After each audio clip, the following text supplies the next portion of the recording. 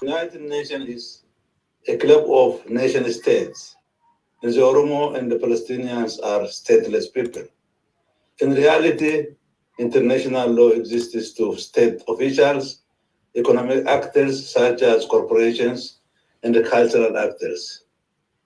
Mainstream international law promotes liberal version, which is inadequate for helping understand the complex human problems and human rights issues.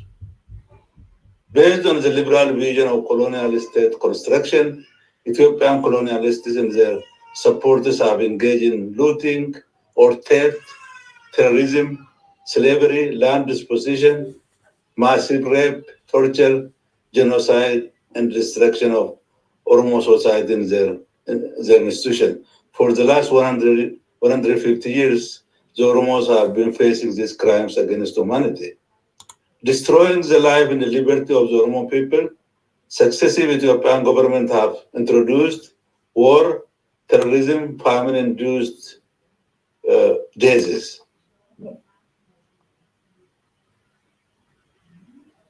So why do most Oromos in the diaspora and Oromia are desensitized when the Oromo people are attacked by the neo-Naftanya government of Abiy Ahmed, Fano, Somali militia, and others? Why does the international community ignore the suffering of the Oromo people? Within months in 2018, Prime Minister Abiy Ahmed organized a clandestine committee called Korenagenya, or Security Days Committee. The Prime Minister created the committee and assigned Shimalisa Abdisa, President of Oromia, to lead it. Members of this committee included Fakadu Tasama, Oromia's Prosperity Party leader, Ararsa Mardasa, head of security of Oromia, Awal Abdu, vice president of Oromia, and many political and security officials. These squads are organized and performed by these government officials. The Security Committee has ordered extrajudicial killings and illegal detentions to crush the leadership of the Oromo Liberation Front and the Oromo Liberation Army, which have struggled for Oromia's self-determination and democracy for almost half a century. This terrorist government is above the rule of law, and it rules at the gunpoint. That is why I call this neo-Naftanya government. The Korenagenya Committee, as one source says, quote, not only eliminates suspected enemies, it also acts preemptively to keep protesters off the street.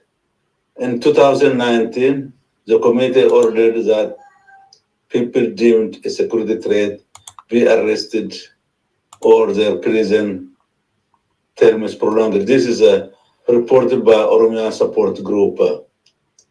The Abiy government has violated international law, killed, arrested Oromos without a warrant, and blamed its violent crimes on the Oromo Liberation Army. Abiy's brutal repression against the Oromo is not new. Abiy, like his predecessors, is running the neo-Naftanya administration that exalts or praises the glories of Ethiopia's imperial history. It seeks to continue its oppressive, brutal, and exploitative practices.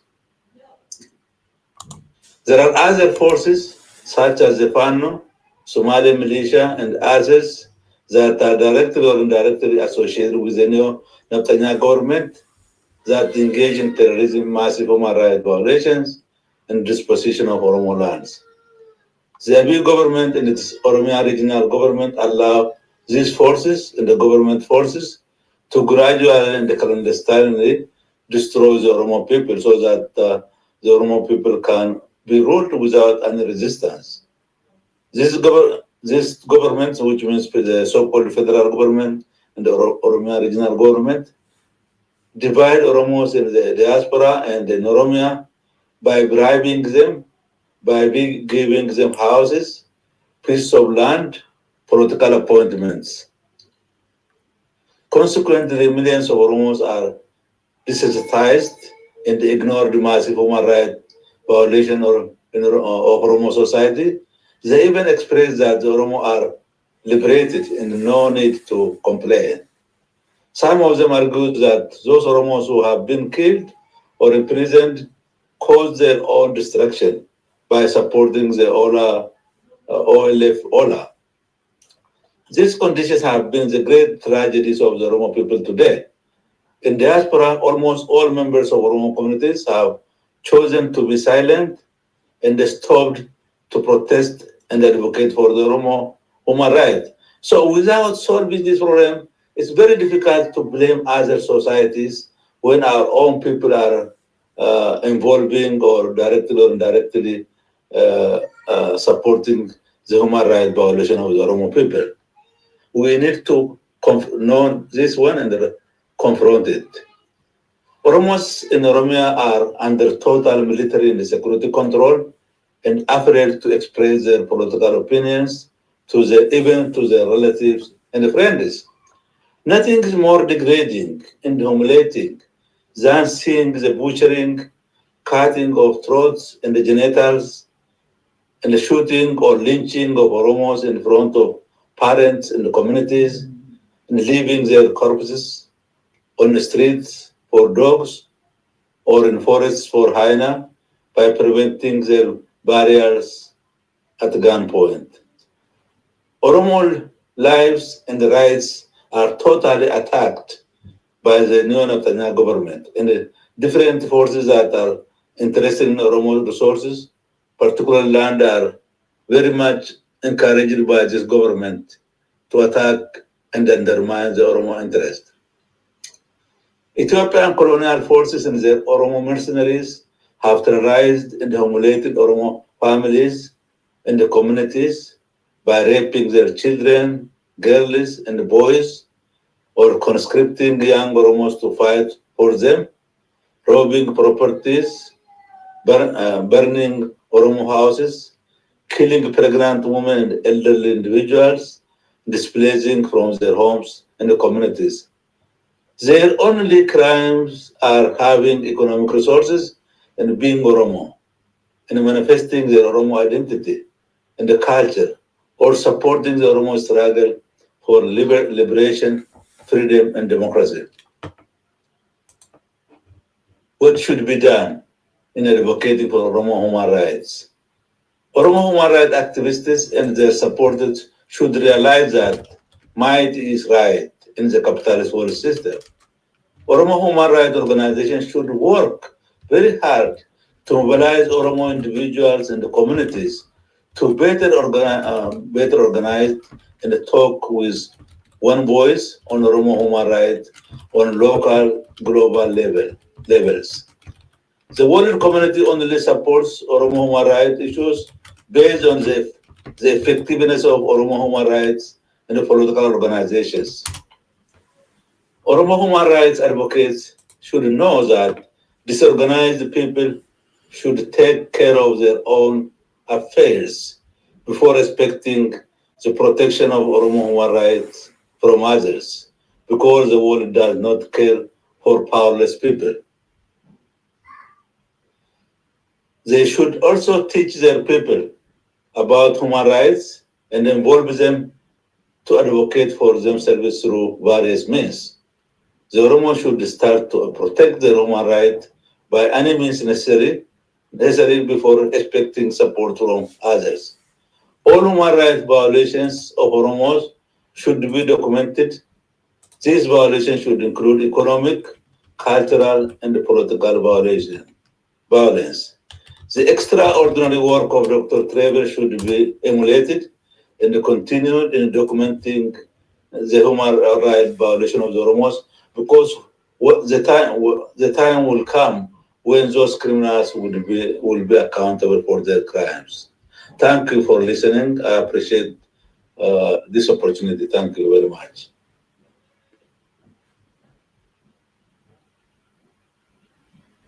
Thank you, Professor Asafa. Indeed, we appreciate your presentation. Just to quote one that stands out to me is that the United Nations is a club of nation states which are protecting each one's interest. And indeed, that's one of the issues that we deal with. We really appreciate your presentation. Our next speaker would be Professor Muhammad Hassan. Is Professor Muhammad Hassan in? Yes, he is. Okay. Professor Hassan Ali is a historian specializing in Ethiopia with focus on the Oromo people. He teaches courses on world civilization, Eastern Africa, Central and Southern Africa, and the rise and fall of apartheid South Africa, along with graduate seminars on Africa. His publications includes works on Oromo history, literature, and cultural icons, as well as a critical study on Ethiopia's colonial legacy. Professor Mohammed would be speaking on context collapse, communicating Oromia's political, historical, and social realities beyond generic crisis narratives.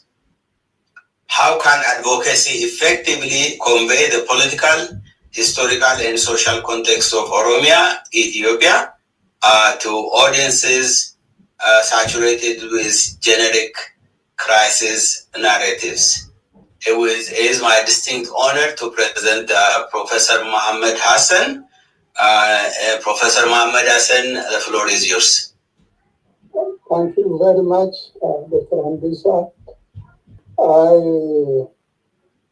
would like to thank the organizers of this gathering, especially Dr. Trevor Truman, a long-time friend, and the friend of the Oromo since 1988, and above all for inviting Professor Alex Duwal and Martin Clout to this gathering. I'm truly delighted to see Alex among us.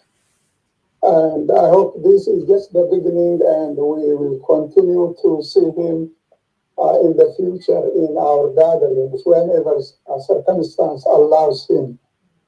Dr. Handisa, I altered my topic because I want to at least shine a little light on the unbearable sufferings of our people back home. And it is precisely for that reason, with the permission of one of the organizers, actually, I picked a topic of Prime Minister Abiy Ahmed's plan for destroying Oromo nationalism while dismantling Oromia regional state and fragmenting the Oromo population. The first day Abiy Ahmed spoke at the parliament as the prime minister, as already mentioned, he glorified both emperors, Menelik and Haile Selassie. It is his right to glorify, but what his goal was for signaling his commitment for completing the agenda that was started by both emperors. What was that agenda? Basically, the Ethiopia of one language, one culture, and up to 1974, one religion, one national identity, which meant all the Ethiopia really denied the diversity of the Ethiopian state.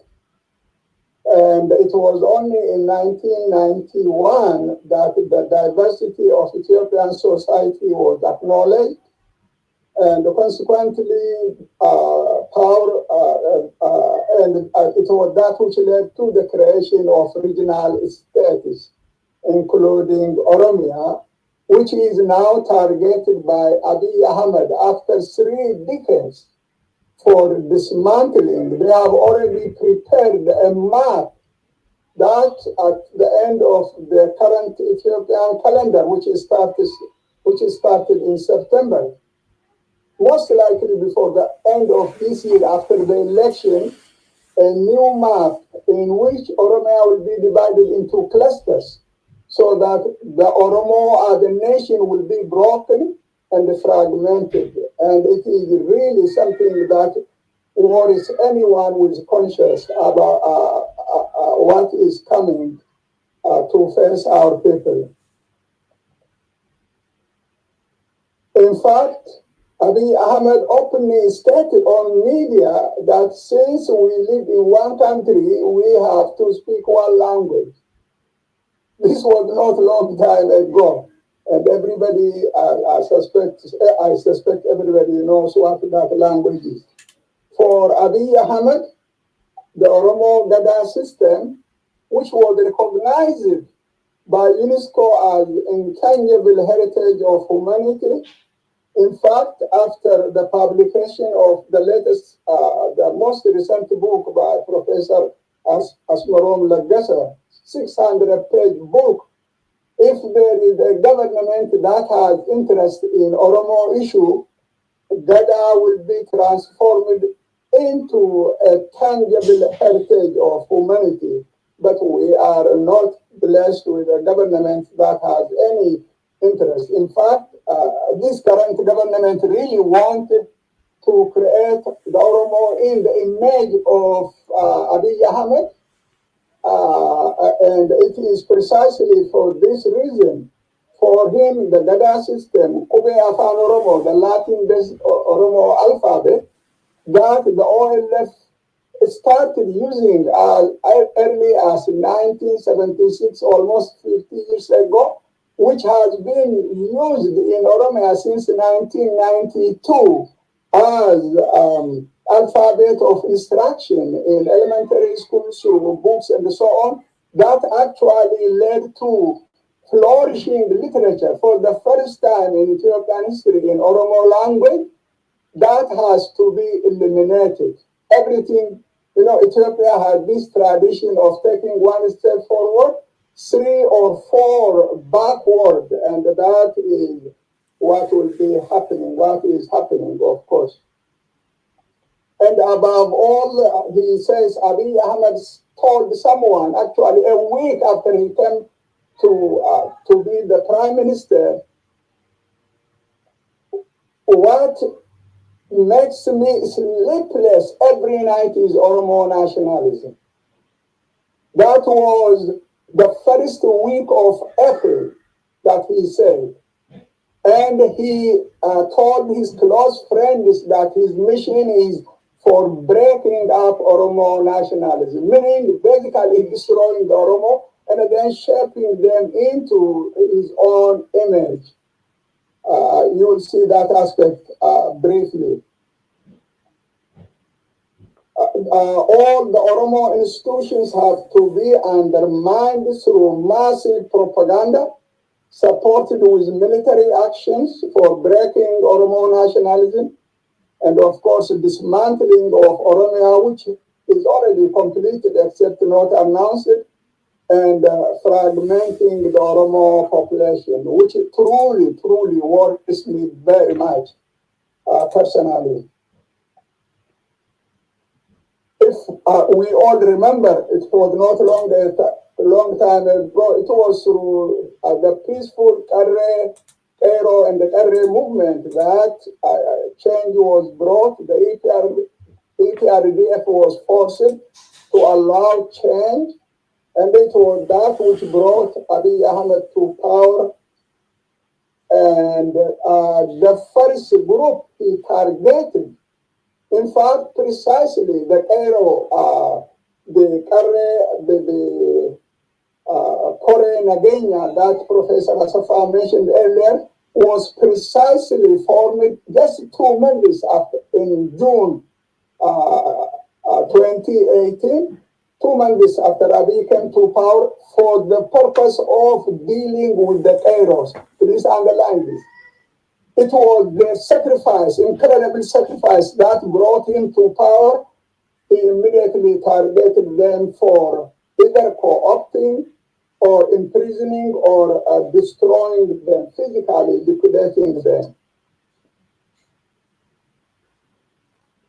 Again, in 2018, in a meeting of 50 prominent Oromo nationals, opinion makers, businessmen, intellectuals, Abiy Ahmed openly said, if Oromos do not support me, I'll make sure to break them and make that they will never rise again in over 100 years. How do I know about this? I heard from 3 of those individuals who were in that meeting, basically. A day will come when this will be exposed. And Abiy openly said, we will kill millions to remain in power. He's correct. He has already done. He is doing it now, killing countless number of people in Oromia, in Amhara region. And there has been in Benishangul and almost everywhere, really, in that regard. Abiy's regime finances extensive anti-Oromo propaganda. In fact, what they really do is Abiy's security kill Amhara nationals in Oromia, and they blame it on the Oromo Liberation Front or on the Oromo. The goal is for creating horizontal conflict between the Amhara and the Oromo, and he has been fanning that fire for so long. The goal is, of course, for demonizing the Oromo. Abiy's regime has been, I will focus on 3 important points. The first one is the war he has been waging on the Oromo people. And this war has really been very cruel and brutal, very devastating. His regime declared the war first toward the end of 2018, beginning of 2019, first in Wallagda and Buji Zone, and today that war is in every region of Oromia. What is started in Wallagda, the government actually stopped telephone, everything basically, telephone. Any communication in actually Wi-Fi, and the people of Wallagda do not have any contact with, forget the outside world, even within the population in Oromia itself. The goal was for simply destroying them in silence, basically, and there were so many, almost 12 divisions were in that area for conducting work. At that time, the Oromo Liberation Army was not large in number, but they had incredible determination. Today, Oromo Liberation Army is everywhere in Oromia, actually, from the north to the south, from the west to the east, all the way, actually, to Hararge in the east. Since then, since the declaration of that war, Oromia has been in battle. People are killed indiscriminately, and huge amount of property have been destroyed. This exposes people to unimaginable poverty.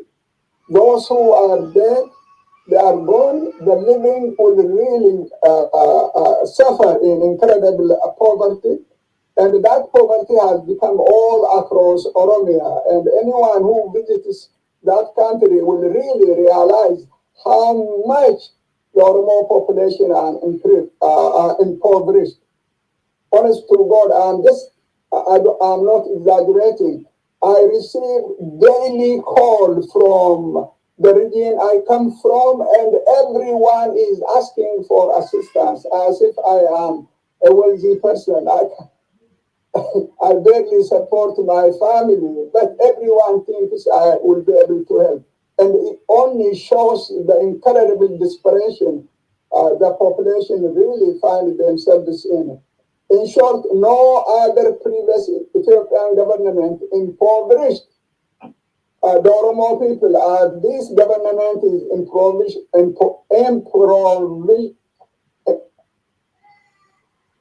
driving the people to massive poverty, not only the Oromo, almost everyone in that unfortunate country.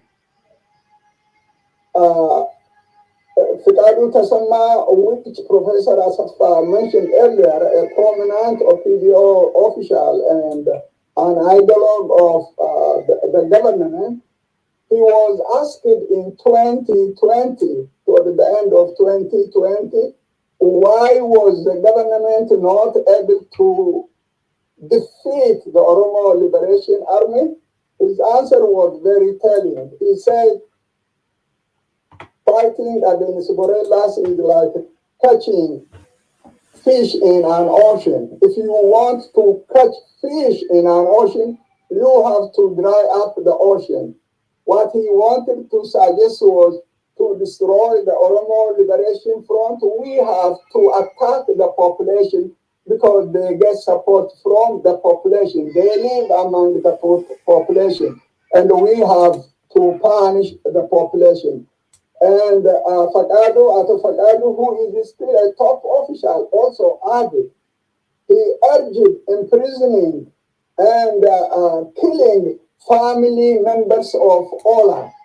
Just imagine imprisoning and killing family members of Ola. You know, my brother was an OLF part of Oromo Liberation Army in the 1970s. And he was detained by the government, imprisoned for 5 years. Not a single family member was punished because he was in the Oromo Liberation Army. Today, if you have a relative, if you have a brother, a sister in the Ola, your family will be exposed to imprisonment, detention, even possible execution. This is the reality in Oromia today.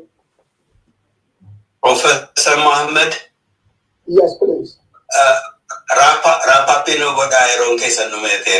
Yeah, I will definitely do. Which brings me to the battle for Oromo lands.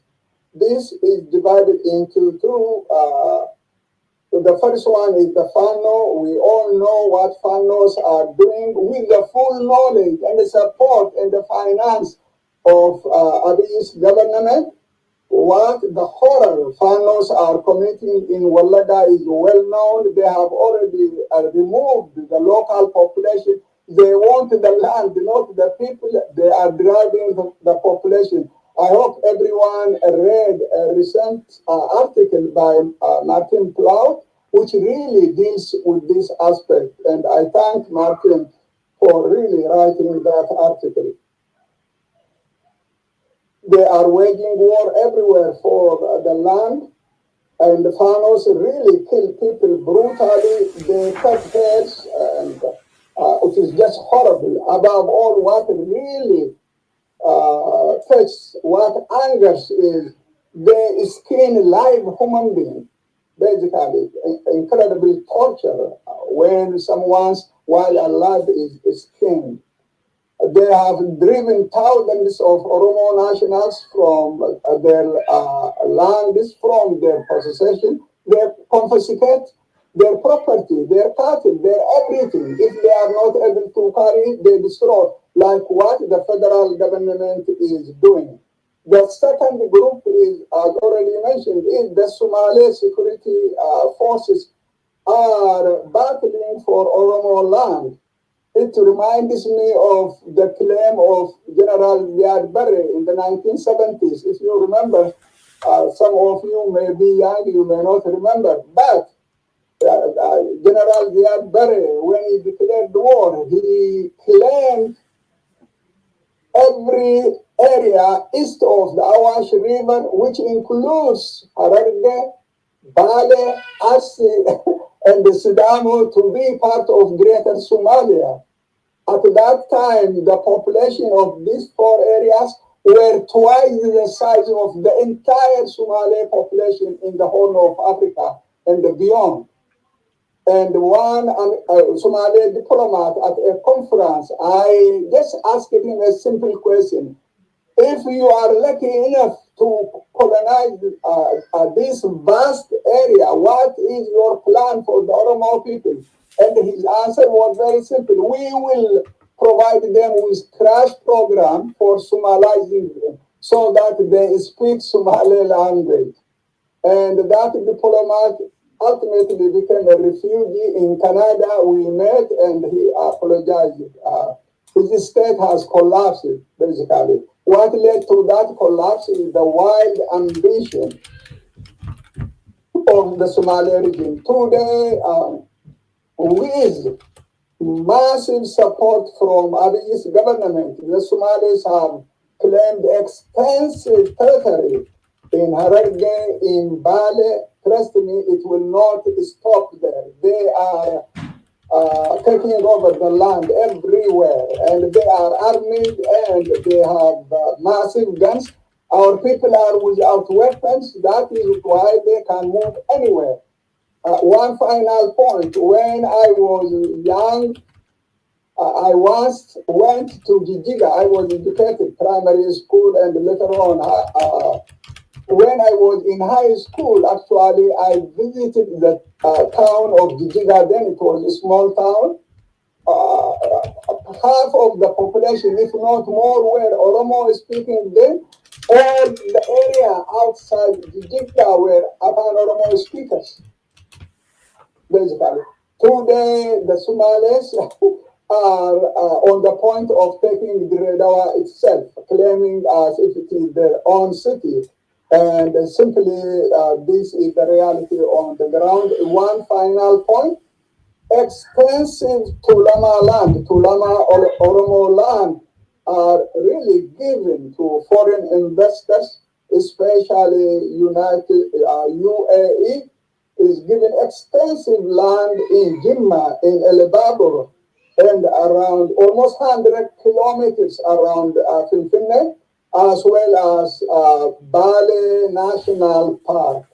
In other words, through Abiy's regime, Oromia has already become the first colony of United Arab Emirates. And the leader who has brought this to Ethiopia is Abiy Ahmed. Thank you very much for the extra minute or seconds. Thank you, thank you. Thank you, Professor Mohammed.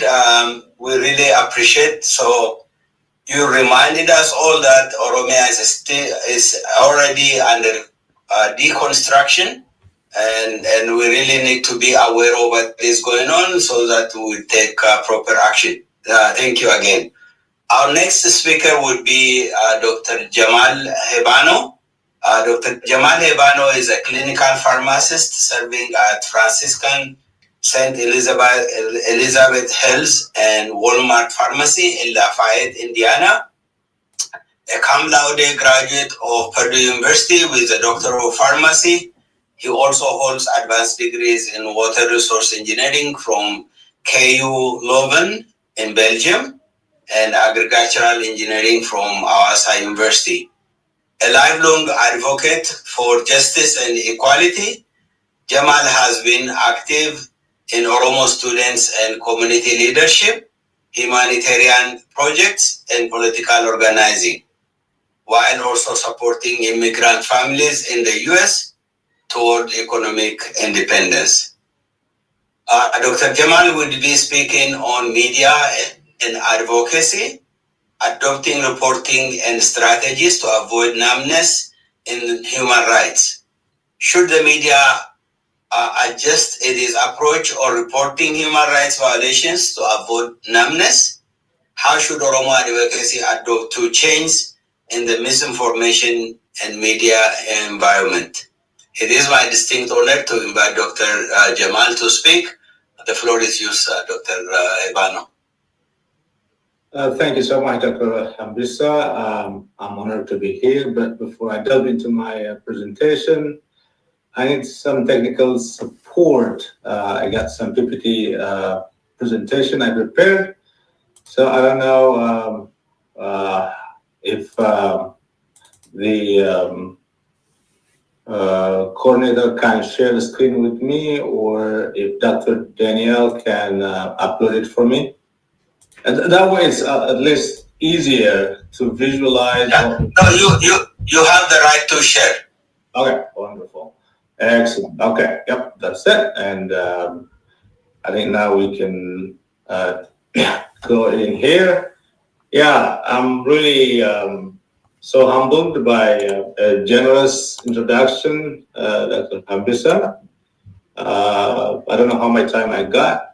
I have a lot of material to go through, and I solicit for at least leniency towards being very strict on time. And saying that, I really been honored and humbled also to be here amongst one of the great minds of Oromo and great minds of Oromo friend. I would not call Dr. Galato an Oromo friend. He is more Oromo than I am. And I had the opportunity to work with Dr. Trevor Truman, and what a great man of justice and fairness and equality he is. I'm also honored to be here with Dr. Asafa Jalata and Professor Mohammed Hassan and Alex Duol, from people from whom I learned a lot. And actually, I'm not a politician or a trained social worker. Like Dr. Hambisa introduced my professional career, I'm just a concerned citizen who advocates for equality, justice, above all, for liberation of Oromia and the yoke of colony. Today, my presentation focuses on reimagining the human rights and advocacy, and how we advocate for human rights in a world overwhelmed by injustice. Today, I'll focus more on media role and how Oromo advocacy must evolve to stay effective. And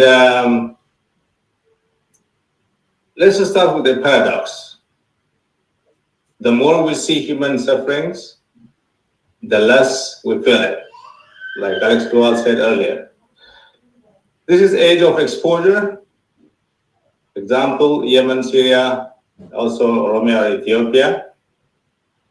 The crisis fled our feeds, but do they really move us? Do they instill into our conscience? For example, how many of you or how many of us have seen a story about human rights this week that truly stuck with you? I want you to ponder on this question while I go and start on my presentation. Of course, my presentation focus first on challenge of information overload, then we go to media strategy for Oromo advocacy and reimagining human rights advocacy with focus on Oromo issues. I don't know how to go to the next slide. Yeah, the challenge of advocacy in an age of overexposure.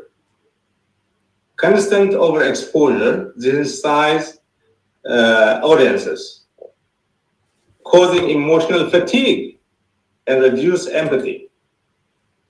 And advocacy risks blending into background noise, losing its impact.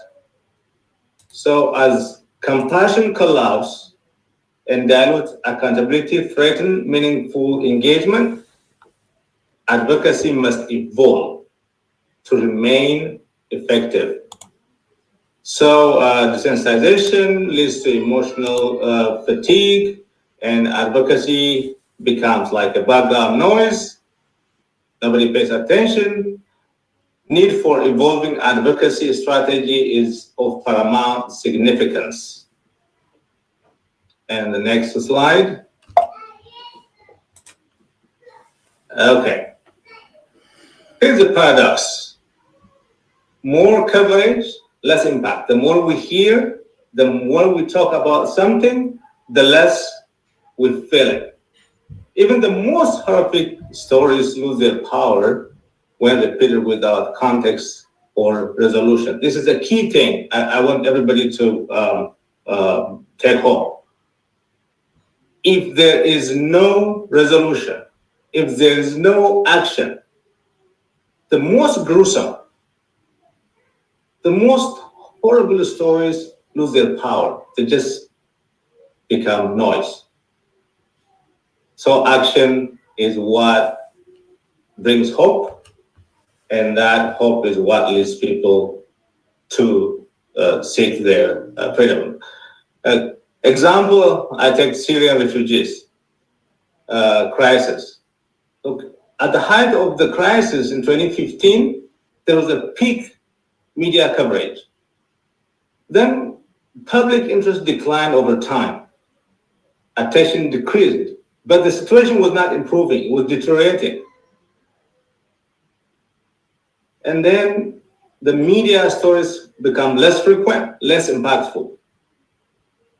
Repeated stories lose emotional effect, which impact of repetition without resolution will cause, like I said earlier, emotional fatigue. So it requires resolution and engagement. So humanitarian needs continue to grow in Syria. Since 2015, it didn't really improve. Fewer updates led to less public awareness, which worsens condition get overlooked. Yemen is another similar story. The next slide, I think. Decline in media coverage, despite Yemen's crisis not getting improved. Media attention decreased significantly over time, impact of repetitive images, horrific images. Audience get really desensitized or unplugged or disinterested. And dynamic effect of saturated coverage will cause, you can go to the next slide. Psychological desensitization, the numbing effect of saturated coverage. It causes psychological sensitization and crisis fatigue. Advocacy burnout, that's the most important thing I want you to take from this slide. Advocacy burnout. Activists and affected communities experience exhaustion. They get tired because they talk about it, they knock each and every door that they think might help.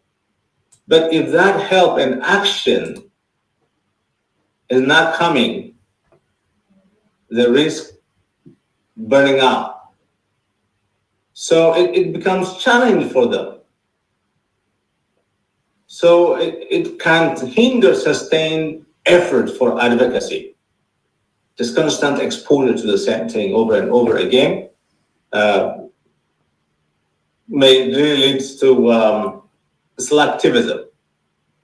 So low-level activism, selectivism, it can lead to that problem. So I think on the next slide, we go to Oromia, which is a very important topic. We've seen, what media exposure without mitigation or solution can cause. How about our country, our fatherland, Oromia, a nation in crisis? Look at this table on the right-hand side. Amnesty International, Human Rights Watch, U.S. Department, reports from West Oromia, Olega, Guji. We're not short of horrifying stories or horrifying reports, images, news We get those basically multiple times each day. So the type of human violations range from arbitrary arrest, even public torture, extrajudicial killings, and displacement, mass killings. All these come to us from the systemic abuse of the people, the Abiy regime each day. And it's not only the government, but also government-trained, government-sponsored, government-armed, but non-government forces like Fano are the perpetrators of the killings, of the mass displacement, and national humiliation for Oromo people. This being the case, okay, there's another slide. Next slide. This reports, Professor Muhammad Hassan, Safa, and many people touched on this, like the killing of Ajala Hundesa, Abdul Jabbar, Baktir Rugesa, the massacre of 14 Karayu tribe leaders who are political, social, cultural, and family leaders. The report is overwhelming, right? So let's go to the next slide.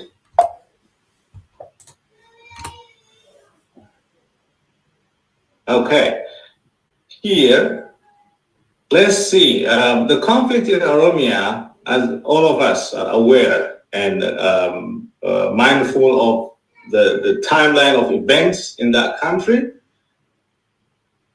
Oromia war began way more than at least close to like 2 years maybe. Oromia has been under siege, under war, for about 2 years before the start of Tigray conflict, Tigray war. But when we measure the coverage of the conflict in Oromia versus Tigray, there is a big gap, big difference. In Tigray, the media attention is very extensive. Oromia is very limited. The advocacy of the Tigray people is coordinated with diaspora. But Oromo, even though Dr. Trevor Truman, Ola, and many other advocacy groups tried to coordinate, but it was less coordinated compared to what the Tigray community did for educating the Western or non-Tigray community around the world. The document, graphic and visible image, Oromia. Sometimes I see even the non-Oromo were using the plight, the image of the Oromo people as if that was theirs. There were. So Oromia under coverage highlights strategic gap, need for improved storytelling and advocacy. This is the key. I want everybody to take home. We need a persuasive, emotionally touching storytelling way of advocacy. So we need to improve in that regard. Next. Okay, yeah, I was trying to touch on this thing. The need for personal stories. Amnesty International, Human Rights Watch, U.S. CIA, they report overwhelming human rights abuses in Oromia each year, sometimes maybe biannually. It's documented. But the abstract nature of the violation, sometimes it's just statistics. We don't know if 345,000 who are currently displaced in their own fatherland, Wolaga, it's just a number. We don't have that human aspect, that community aspect of those people who are just numbers in the report. So the importance of individual voices like personal story make violation more relatable, need to be related, highlight real effect that is caused by this day. And also, like Alex Duval said, who are the perpetrators? The key group behind the statistics and the key group behind the violation. Who are doing the violations, executing those malicious and inhuman acts? So this calls for action for a greater awareness among the Oromo elites, the community who's affected, the educators. All of us need to involve. Next slide.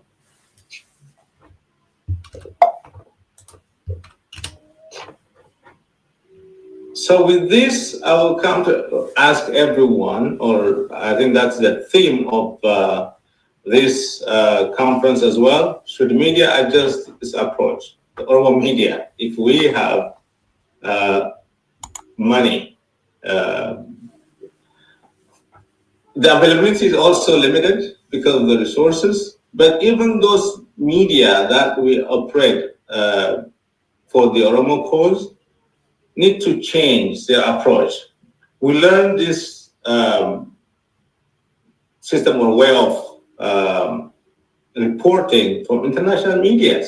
So go away from emphasis on volume over depth. At least instead of focusing for volume, if we focus on the depth, and if we avoid repetition and use impactful few graphics and strictly follow ethical, avoid like a maneuver through ethical challenge reporting, like the BBC. I think we can see on the next slide. Yeah.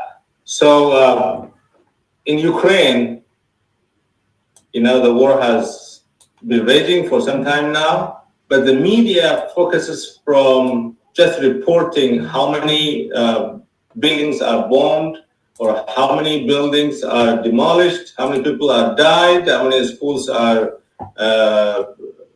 wiped out. They focus more on personal stories. Changing reporting, like The Guardian and BBC, moved away from only battlefield updates, start covering media, personal stories featuring Ukrainian teachers. Teachers conduct virtual class from bunkers. They are fighting in the bunker, but they are teaching classes. They still didn't give up on building the future of the country. So these kind of stories are very touching, and we need to learn something or adapt those kind of experiences to our condition. So next slide. Yeah, these are all case examples. Time the same shift coverage approach, increase in reader engagement, emphasis on human element. I think this is repeating myself. Next. Yep, rethinking media strategy, reframing the narratives. Personalize the stories by focusing on victim experiences, empower audience through relatable narratives, which is storytelling for human impact, contextual reporting over sensationalism, and highlighting resilience and agency. This is key too. We don't have to just, when people are hungry, people might think that they are lazy. Maybe they don't know how to work hard and cultivate and feed themselves. No, people are resilient. What is causing it? Is it systemic? Is it natural? A disaster? Is there a way to mitigate it? All these kind of things need to be highlighted. The resilience, the strength of the people, that inspire, that really move people towards action. And also, just telling the story is not enough. We have to put it in a historical and political context of it. You know, when people are displaced or killed, they are not just killed because they are there. Maybe they are killed for a political gain or because of historical context. So that's very important too, to include in the reporting of the media. Next. Okay, the same thing. This is about Gaza, so I will skip this. Okay. Yeah. Transforming exposure to engagement. Yes, we get exposed. So what do we have to make, or what do we need to do with that exposure? It needs engagement. Advocacy should motivate positive action. Role of media and activists in public response both influence how issues are perceived. Collaboration can also amplify. We need collaboration as well. Evolution of human rights work. We need to evolve through time adapting strategies and emotional resonance and political relevance in changing contexts also. Balancing awareness with engagement. Exposure alone is not enough. Active participation leads to real change. We need to really make people involved and participate at every level. Okay, let's go for the sake of time. Dr. Abano, Yeah.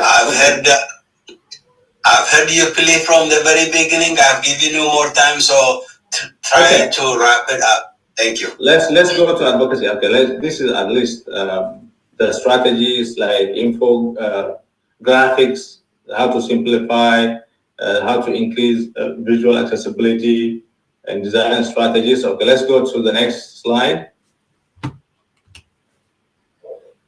Okay, this is very, very good thing. I want everybody to remember or refresh their memories about 2012, how they used social media that went viral with all its flaws. It really one of historically impactful campaign, Joseph Kony 2012, engaged millions, like 100 million in about a day or so.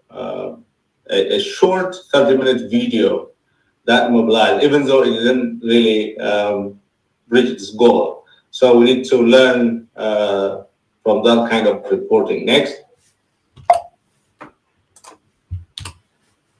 Okay.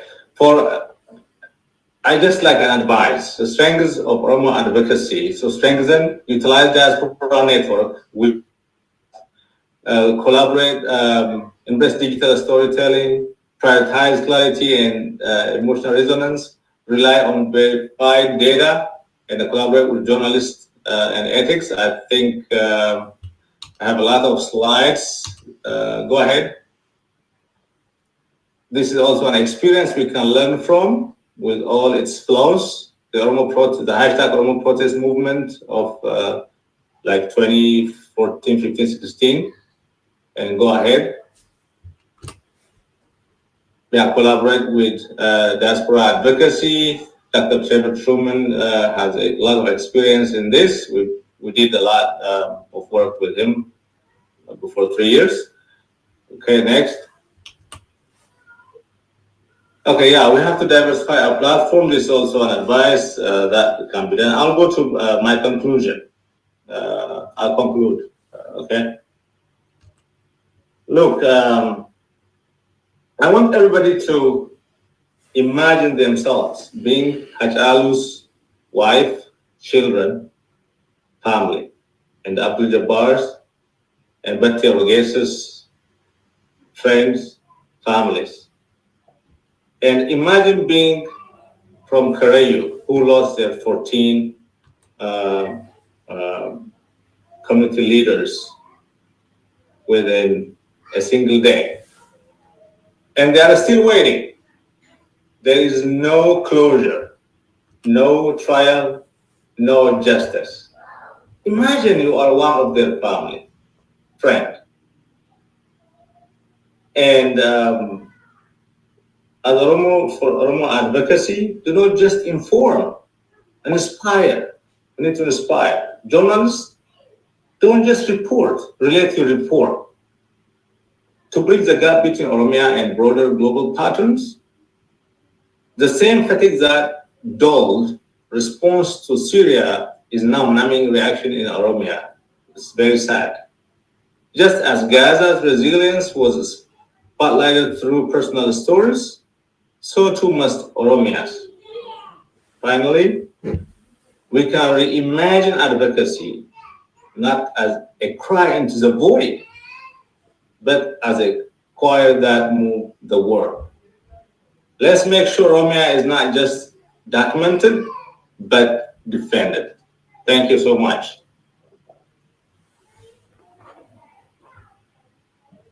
Thank you so very much, Dr. Hebano. I really appreciate your presentation. I think now we are going to conduct a Q&A if there is no change from management. Dr. Ambisa, I think the next would be the video from Martin Platt, I guess. I'm sorry, I finished my part. This is Dr. Panelists, and yes.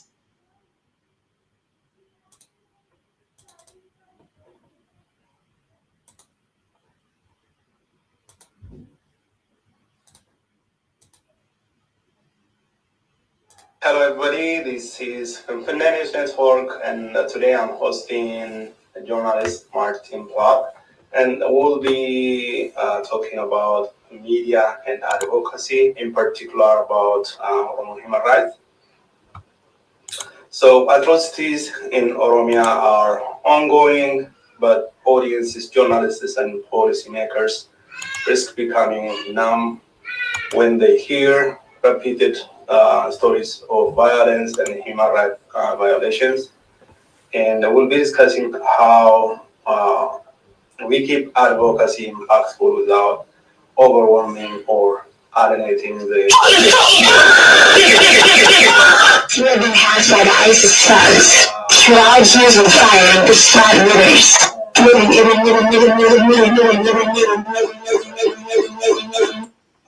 My first question to you is قالوا له خالفت أقوال الشيوخ ولم يبالوا للفرقان خالفت أقوال الشيوخ فأنتم خالفتم من جاء بالقرآن خالفتم قوم من جراه قول فلان يا حبذا ذاك الخلاف عين الوفاء لطاعة الرحمن دكتور تشالتو أنا وانتو قول الرسول وخالفتم من جراه قول فلان يا حبذا ذاك الخلاف فإنه عين الوفاق لطاعة الرحمن أوما علمت بأن أعداء الرسول عليه عاب الخلف بالبهتان لشيوخهم ولما عد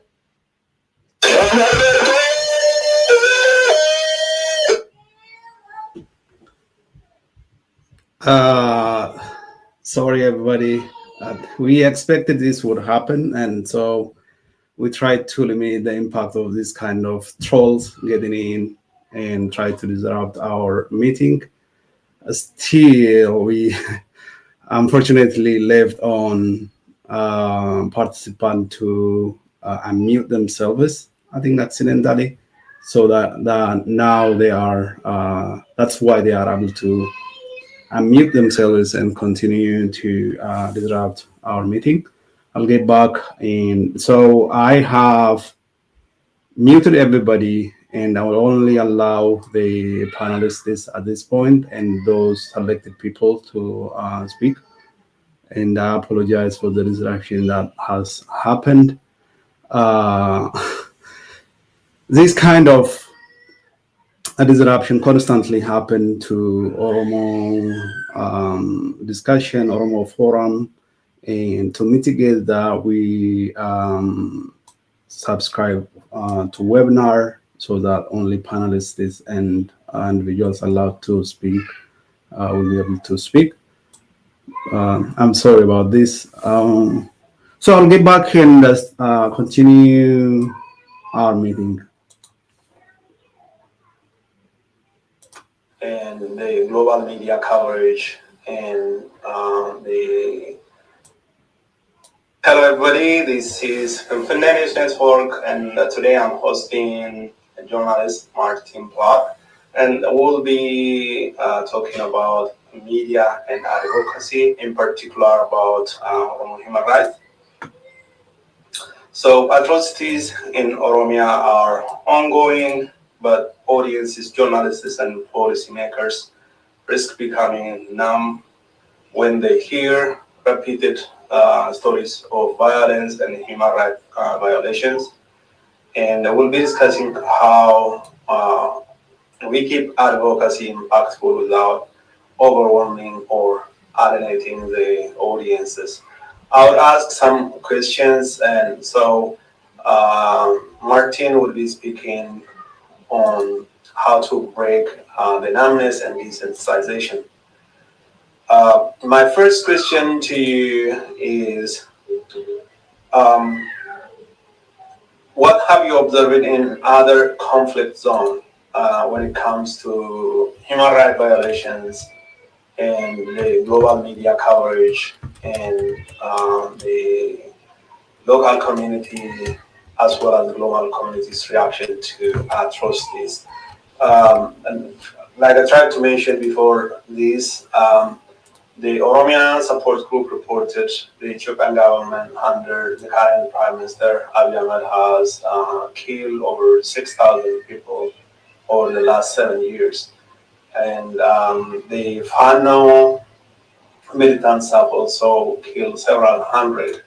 And this has not got the attention it deserves from the global media as well as policymakers across the world. And from your experience, how do you compare these with other conflict zones, especially Sudan, Tigray, South Sudan, and elsewhere? Well, that's a huge question. Let me say this. I think one of the big problems is that you have a situation where, you know, the media coverage of Africa has fallen away hugely in my lifetime.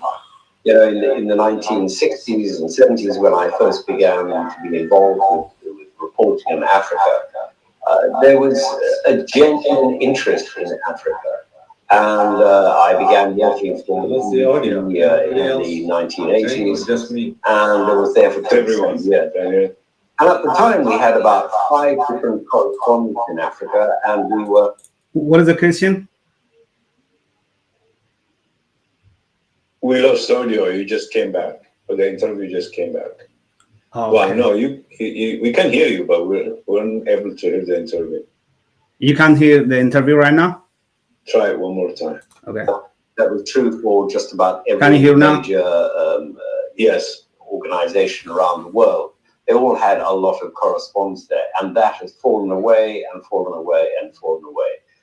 And that reflects a number of things. Firstly, there is a declining interest in Africa on the international stage, which is very sad, but I'm afraid it is true, and there's no point in denying it.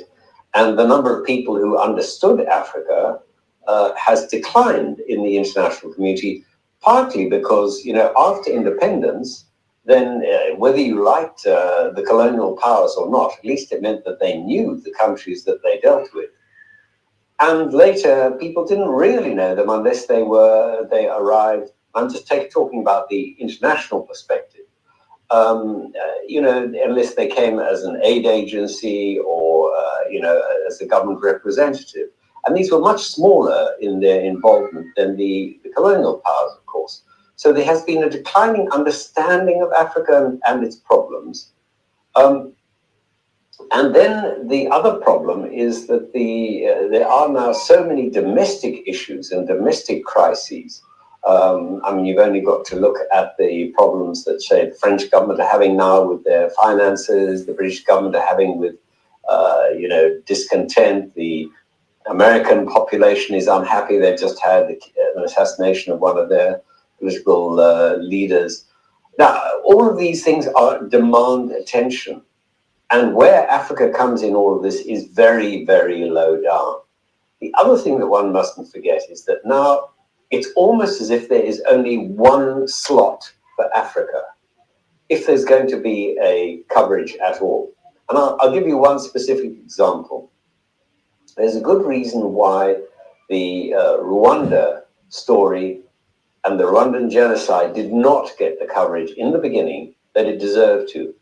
And that's for a simple reason, because it happened almost at the same time as Nelson Mandela was released in South Africa. And so all the correspondents went down to South Africa to report on Nelson Mandela's release, which was a huge story, of course, because apartheid had been a massive story for years and years and years. Finally, it looks like it was coming to an end, and it has.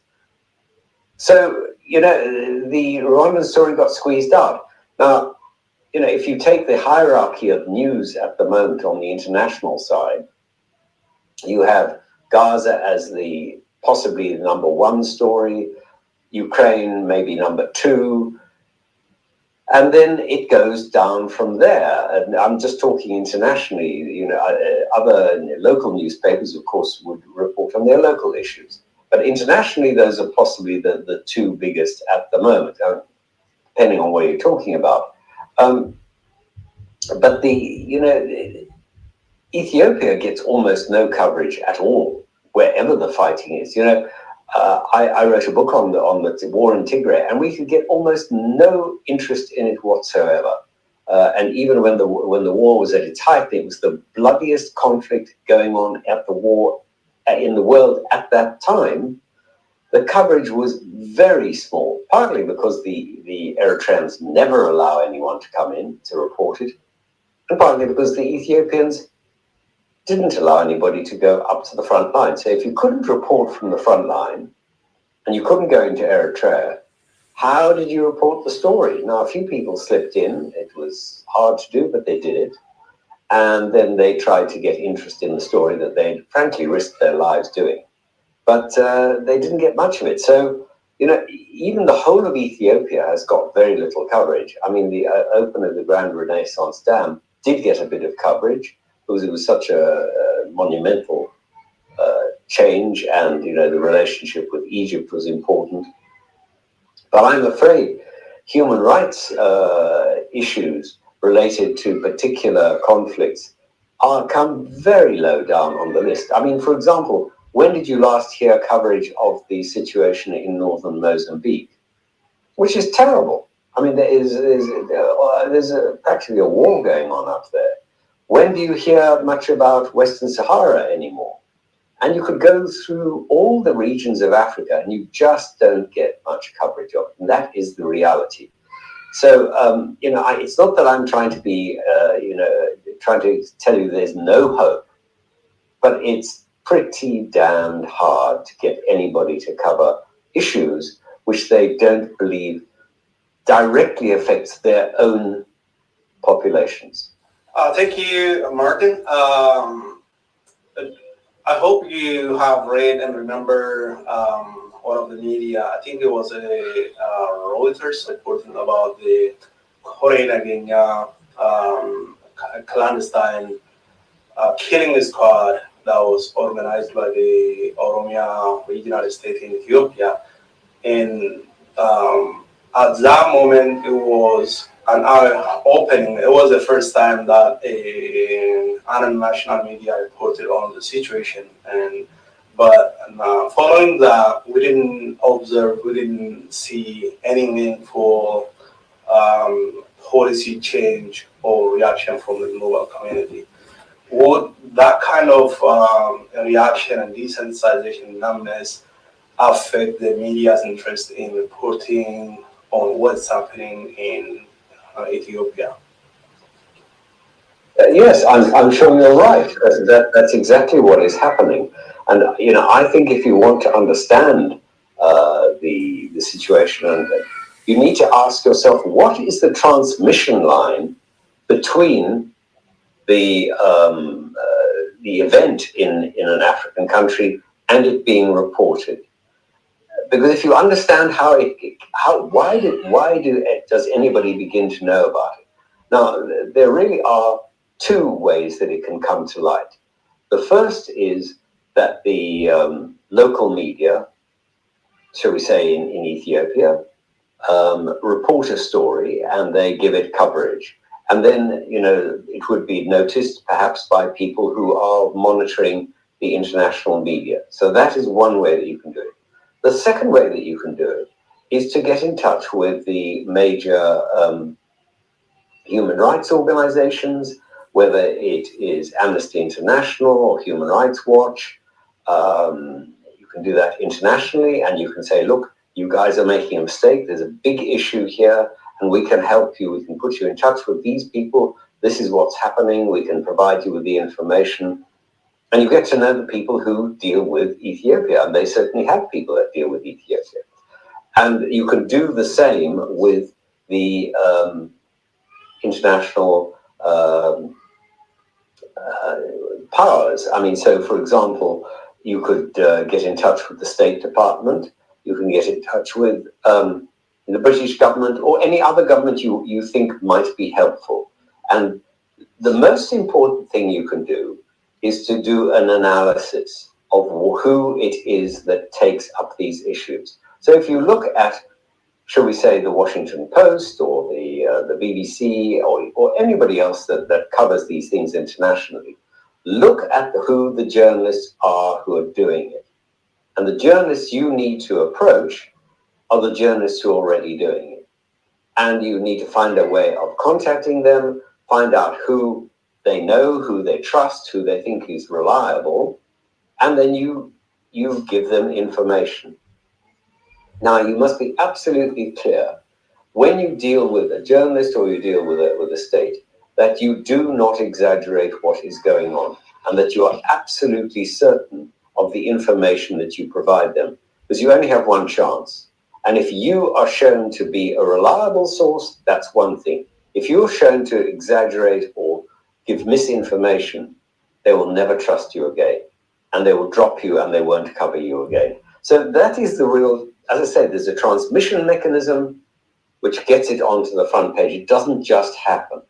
But you need to find the way that you do it. And the way that you find that out is to do a proper analysis. Look at where Ethiopia is placed in the international media. I mean, for example, Thomas Gardner used to cover the Ethiopia for the Economist. He was very useful, very important player in this process. Who is who do you know who the correspondent is for the Washington Post, who covers East Africa, or the New York Times, or the Guardian? Do you know who they are?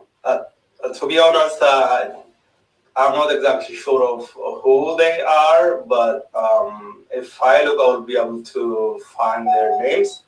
The issue is, I have in the past tried to communicate the human rights situation, and it would be my first contact, and it usually doesn't work when it's your first contact with the journalists or with the media. So I have unsuccessfully tried to reach out to media reporting the human rights situations. I've been volunteering at Internet News Network for several years now, and it's my 5th year working voluntarily on this media. And I've tried to reach out, especially when there is a spike in human rights violations. Washington Post, I know they have investigated some, some operation that was taking place in Oromia, especially when it comes to planes pointed toward the Oromo Liberation Front, Oromo Liberation Army. They conduct some investigation and kind of cleared out some haze around there who is operating, government planting its own rogue group and blaming it on the Oromo Liberation Army, for example. And you might remember the government executed about 15 Oromo, traditional Oromo leaders called the Bagada at the end of 2021. Immediately, it tried to scapegoat the Oromo Liberation Army, tried to blame it on the Oromo Liberation Army. Later on, its own members came forward and said it was coordinated by the government and it was conducted by the government. And Washington Post was one of the international media that dug deep and investigated, and eventually they reported whom the groups like at the moment Fakada Abdisa was working with. And it was a very good report. Personally, so I can try in the future, but at this moment I don't have direct communication with any of the media. I had some connection with the people on the BBC, and trying to connect them with other, influential people in the Oromo community. But yeah, it's hard. Maybe you can help in the future. Yeah, so I don't know if I interrupted your chain of thought. I'll give you back. From the BBC 13 years ago, huh?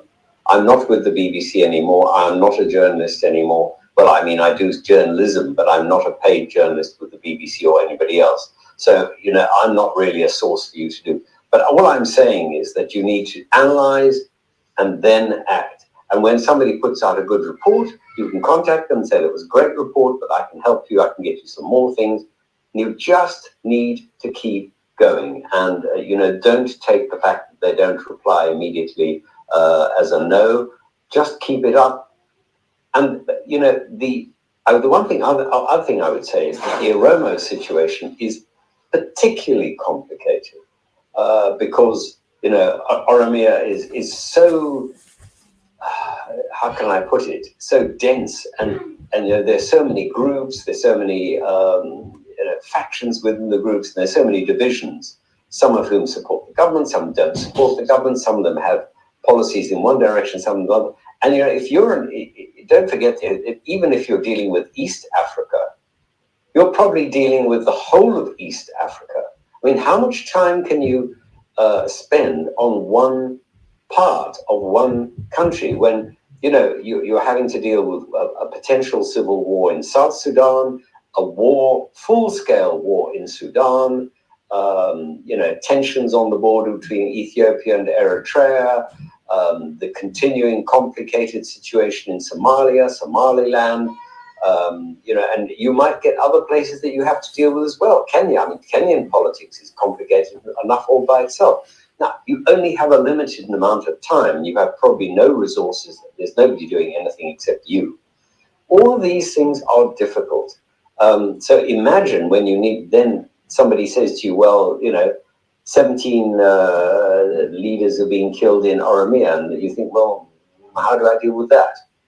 When you've got a situation where, literally millions of people are being displaced in Sudan, and hundreds of thousands have been killed in that conflict. I mean, it's just appalling, and they get almost no coverage.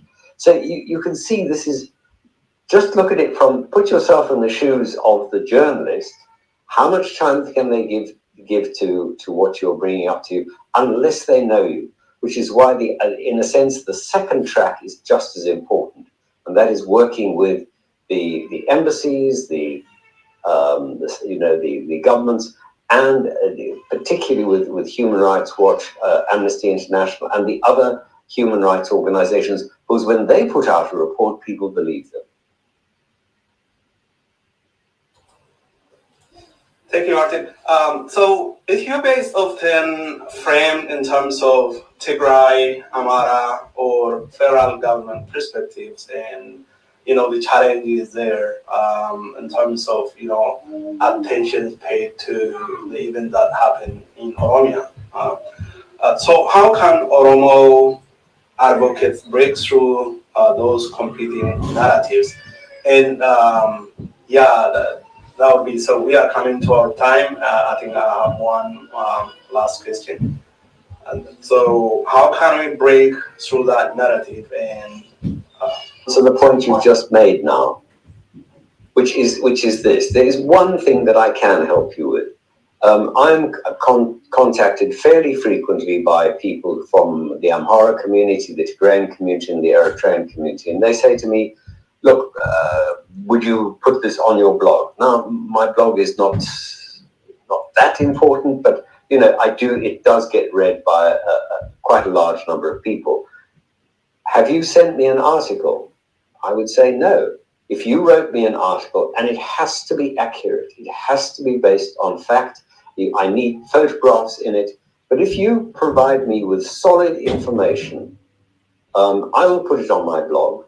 And one of my last question is that,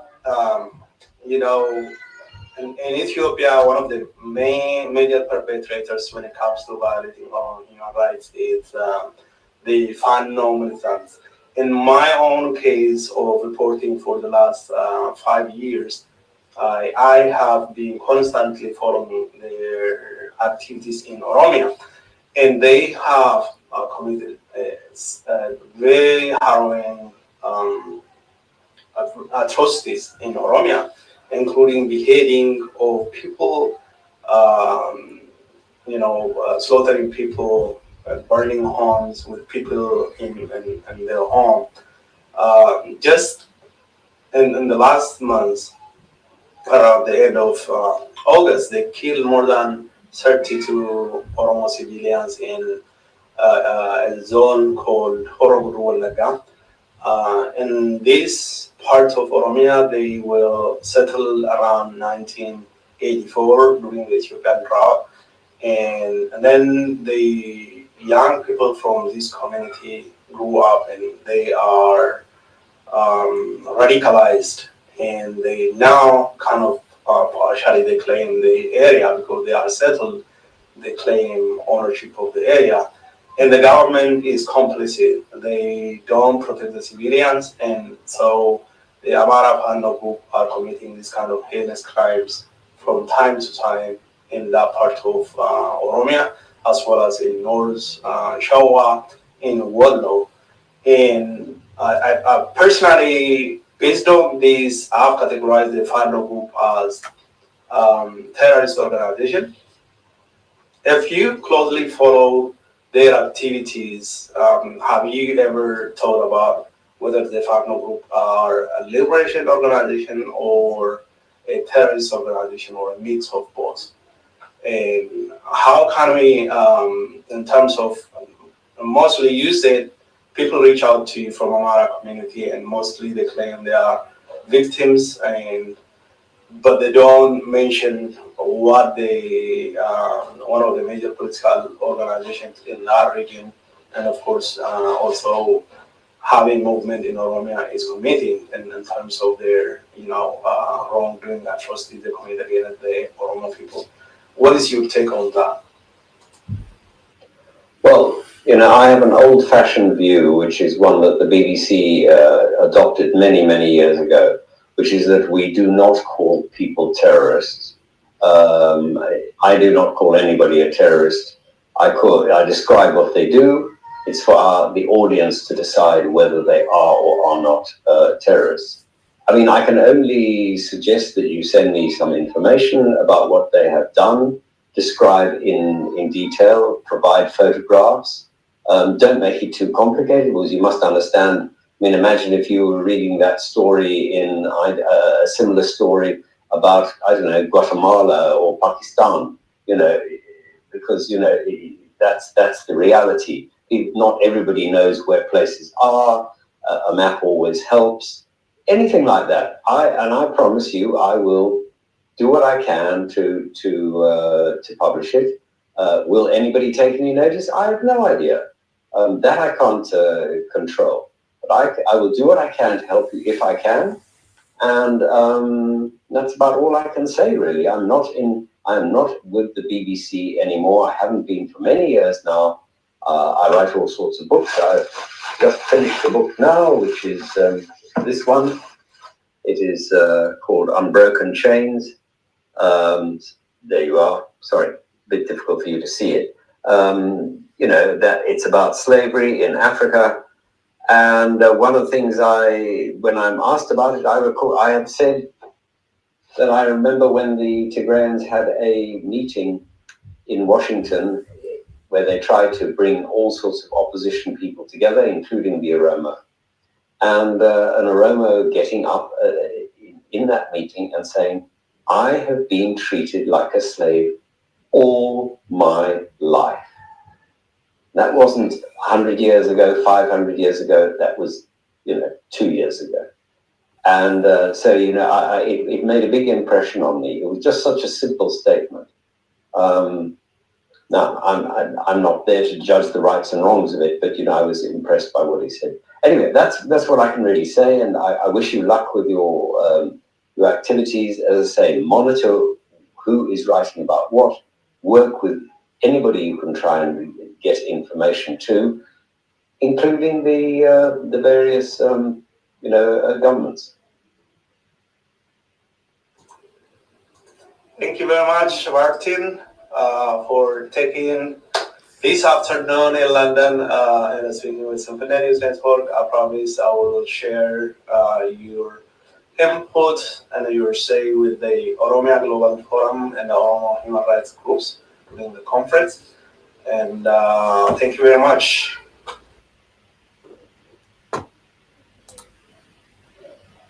All right, that was it from distinguished guest Martin Platt, an ex-journalist at BBC. He had a lot of advices for us. I'll give back the mic to Dr. Hambisa and the rest of the coordinators.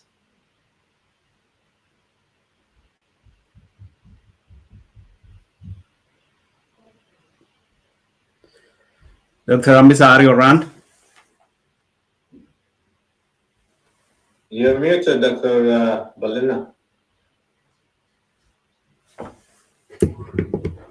Let me see if he's unable to unmute himself.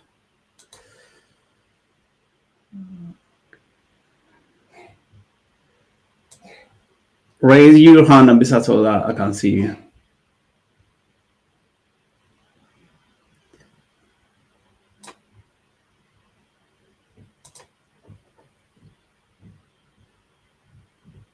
All right, Galatoma Daniel had me in a lock, so I couldn't speak.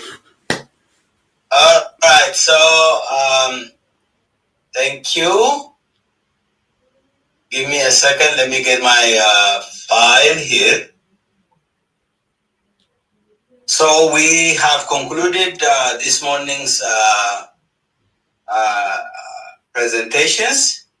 So we started with a presentation from Dr. Trevman. Give me a second, please.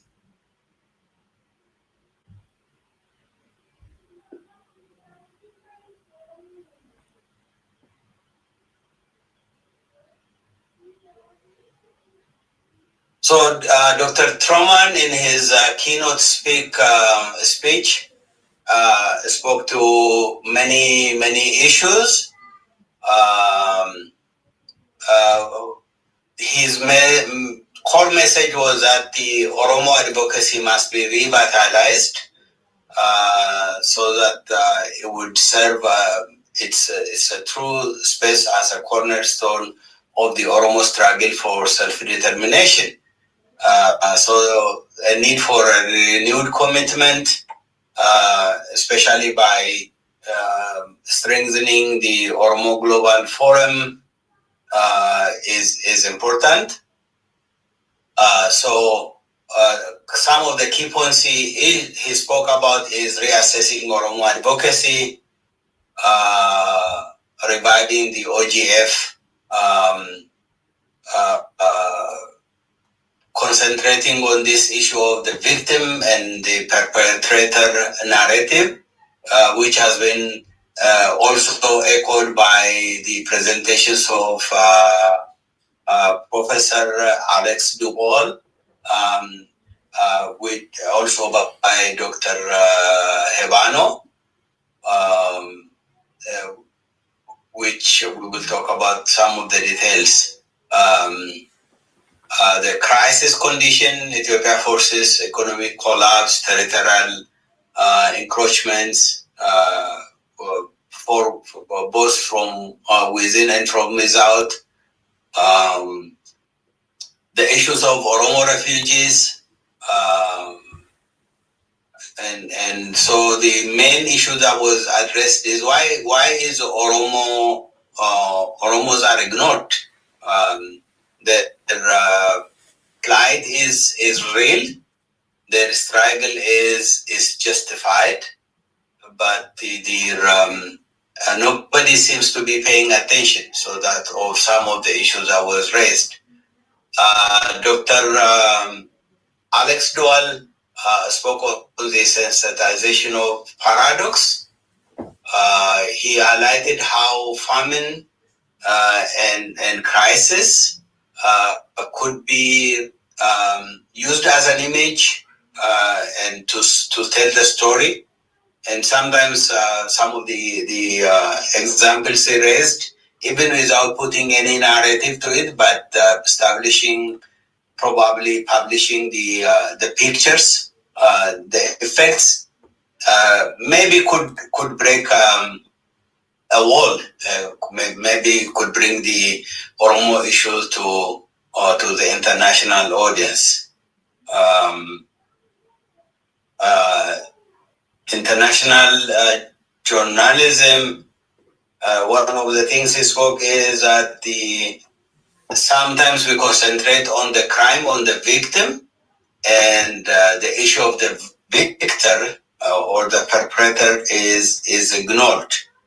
And due to that, it looks like a crime is not a criminal, but we know that there are criminals who are there. So those issues were raised.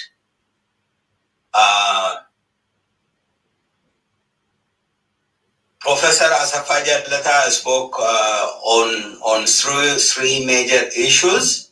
The Oromo in their struggle for international rights and or the relationship with international rights organizations, and how these international organizations seem to favor not really the story of the victor, but mostly the story of the perpetrator. And I spoke to the current crisis in Oromia, the issue of the Kore Nagenya, which is a misnomer. It is Kore Nagenya, but it is a Kore that is really not advocating for peace, but the Kore which is Kore is a committee, the committee which is really behind the terrorism that is going on among the Oromo people, killing especially Oromo leaders and intellectuals.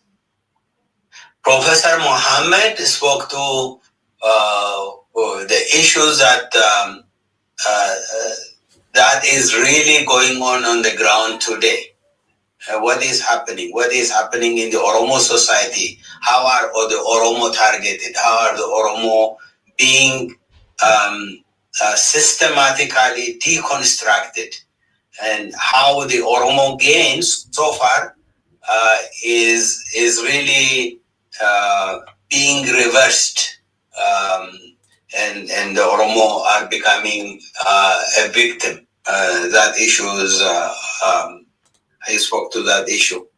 Dr. Habano spoke to how modern advocacy struggles to remain impactful in an area of media saturation. He highlighted the paradox where increased coverage of crisis often leads to reduced empathy, crisis fatigue, and advocacy burnout. These are the same issues that Dr. Truman spoke at the very beginning as well. So they really fit together. Using examples from Syria, Yemen, and Ukraine, he presented his presentation shows that how repetitive exposure without resolution desensitizes and audiences and diminishes action. In contrast, personal and human-centered storytelling, like coverage of Ukraine, teachers or Gaza civilians, sustains attention by fostering empathy. So the issue is, how can we really tell the Oromo story in a way that attracts the international community and friends of the struggle, so that they pay attention to us. Focusing on Oromia, his presentation stresses how widespread human rights violations, including arbitrary arrest, torture, extrajudicial killings, and mass displacement, remain underreported. As we the presentation from Dr. Dibaba in his interview with Martin Plaut really tells some story, so that the Oromo leaders, advocates, international human rights advocates really need to find a way to foster relationship, foster friendship with international journals, and bring the Oromo cause in a very probably objective way. And sometimes when you are part of the story, it really is tough to be objective, and then we tend to exaggerate instead of telling the story to a third party. How can we tell our story to a third party so that they really could verify what is going on, and then probably be aligned and report our cause? So I know I didn't do a good service in summarizing everybody's arguments in a way that it should be. So I ask for your forgiveness if I have mutilated your ideas.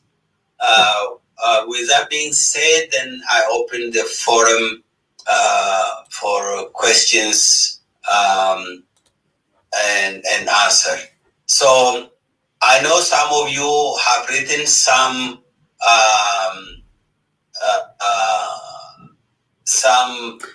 lengthy. Yeah, Dr. Hambisa, while you collate some of the questions, if you allow me, let me share a few slides that demonstrate the human rights violation taking place in Oromia under the current government and perpetrated by the Prosperity Party and Fano group.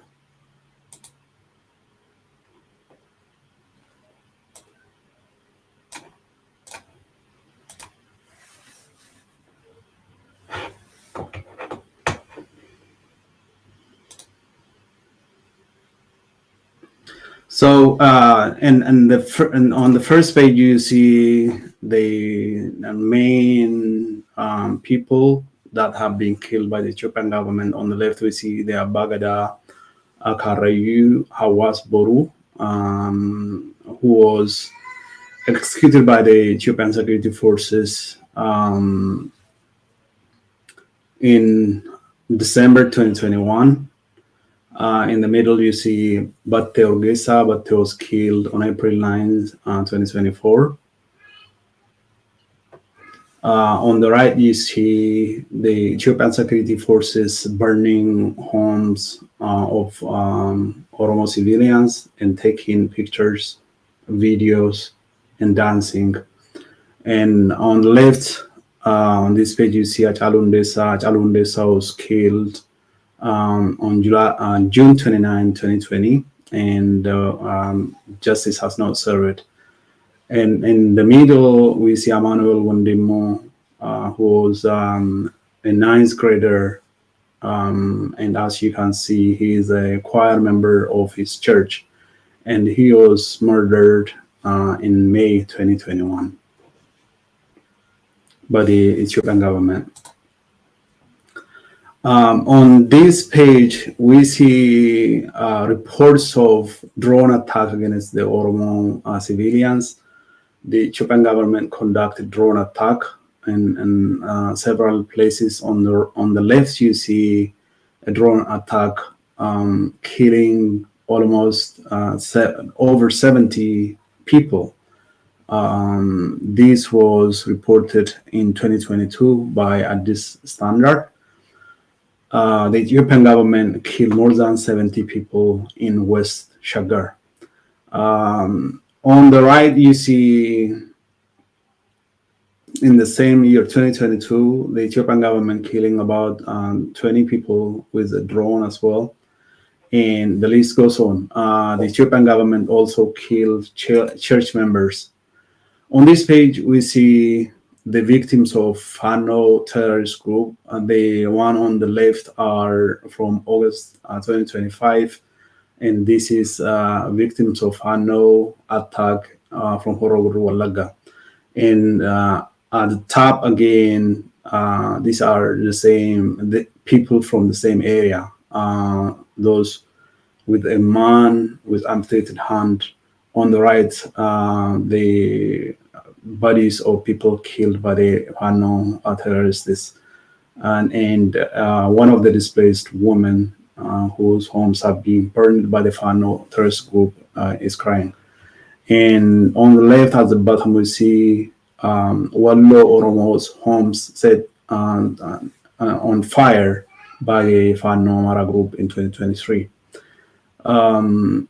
To the right, we see the Fano militants holding the heads of decapitated Oromos on sticks, taking picture with them.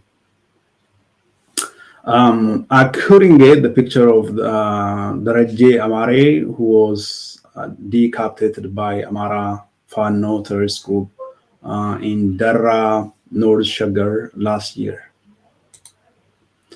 And these are the people who are recently displaced from Horogdu Wallagaba Fano Amhara terrorists. These are again the same people. And you see children, lactating mothers in desperate condition. You can see the emotion that the people who are displaced, whose home has been burned, whose family members have been killed, are feeling in Horoguru Wallaga. Here you see that some of the cattle were looted and were driven away by the Fano Amhara militants. And a journalist or a human rights worker speaks with one of the victims of Fano Amhara terrorists. There are hundreds and hundreds of these kind of images, but when they are constantly shared, as Dr. Jamal Hebano said, when there are no resolution, when there are no person held to account, it risks feeling habituated with this, and we risk being numb. I think with this, I will give the mic back to you, Dr. Hambisa. We can continue with the Q&A and discussion. Daniel, thank you so much. Let me start one question which I see here. So let me say something. Those of you who want to ask a question, please write the questions in the chat. But it should be a question, as a one sentence question, not a paragraphs, because some of the people wrote long paragraphs, and it should also be a question pertinent to this panel on the issues that have been discussed or any issue related to this, not really personal issues or long winding issues. The way I take the question is, I'm not going to give you the mic. I'm just asking you to write the questions, and then I'll read the questions and present to that, because I see there are some people who are in the audience and insulting and writing demeaning stuff. So because of that, I'll take the questions only that way. So if you have any question, you don't need to raise your hand. Just write your question in the chat box, and then we will entertain it. The first question we have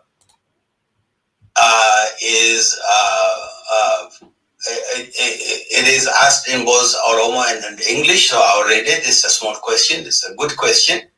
Does the Geneva Convention of 1951 address the Oromo refugee issues? So, Serri Geneva, Kudasagal Shantamito Kosan, Malif Oromo Fino Jenne.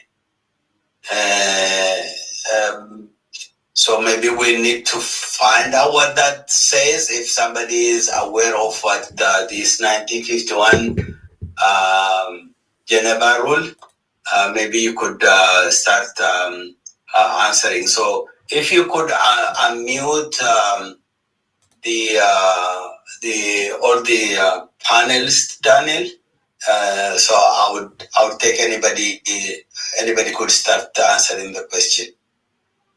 Well, I am here and unmuted, Hambisa. Is Dr. Trevor? Yes, sir. Video. There we are. You can see it's me. The Geneva Convention of 1951 was a refugee convention. So it's saying, why isn't it being observed, I think, basically, because that convention still applies. It's still being ratified by the same number of countries. But its influence is declining, as we've seen the rise of the right wing across Europe, really, and in America. Refugee rights are the first things to go. And you can always tell a country by how it treats its prisoners and its refugees. And we are seeing increasing hostility to refugees, not just the Oromo refugees, but all refugees in countries surrounding Ethiopia. And despite those countries being signatories to the 1951 convention. The amount of funding for the UN agency, the UN High Commission for Refugees, is sadly lacking. They've had increasing difficulty getting adequate funding, and they're having to reduce what they're doing for refugees in all countries which take refugees from Oromia and Ethiopia. So I can understand the frustration inherent in that question, saying that does this convention not apply to us? And yes, it does, but it's not being applied adequately and with enough compassion in the surrounding countries. That's me, Hambisa. Thank you, Professor Dr. Truman. Let me put a question to you all. until somebody writes a question.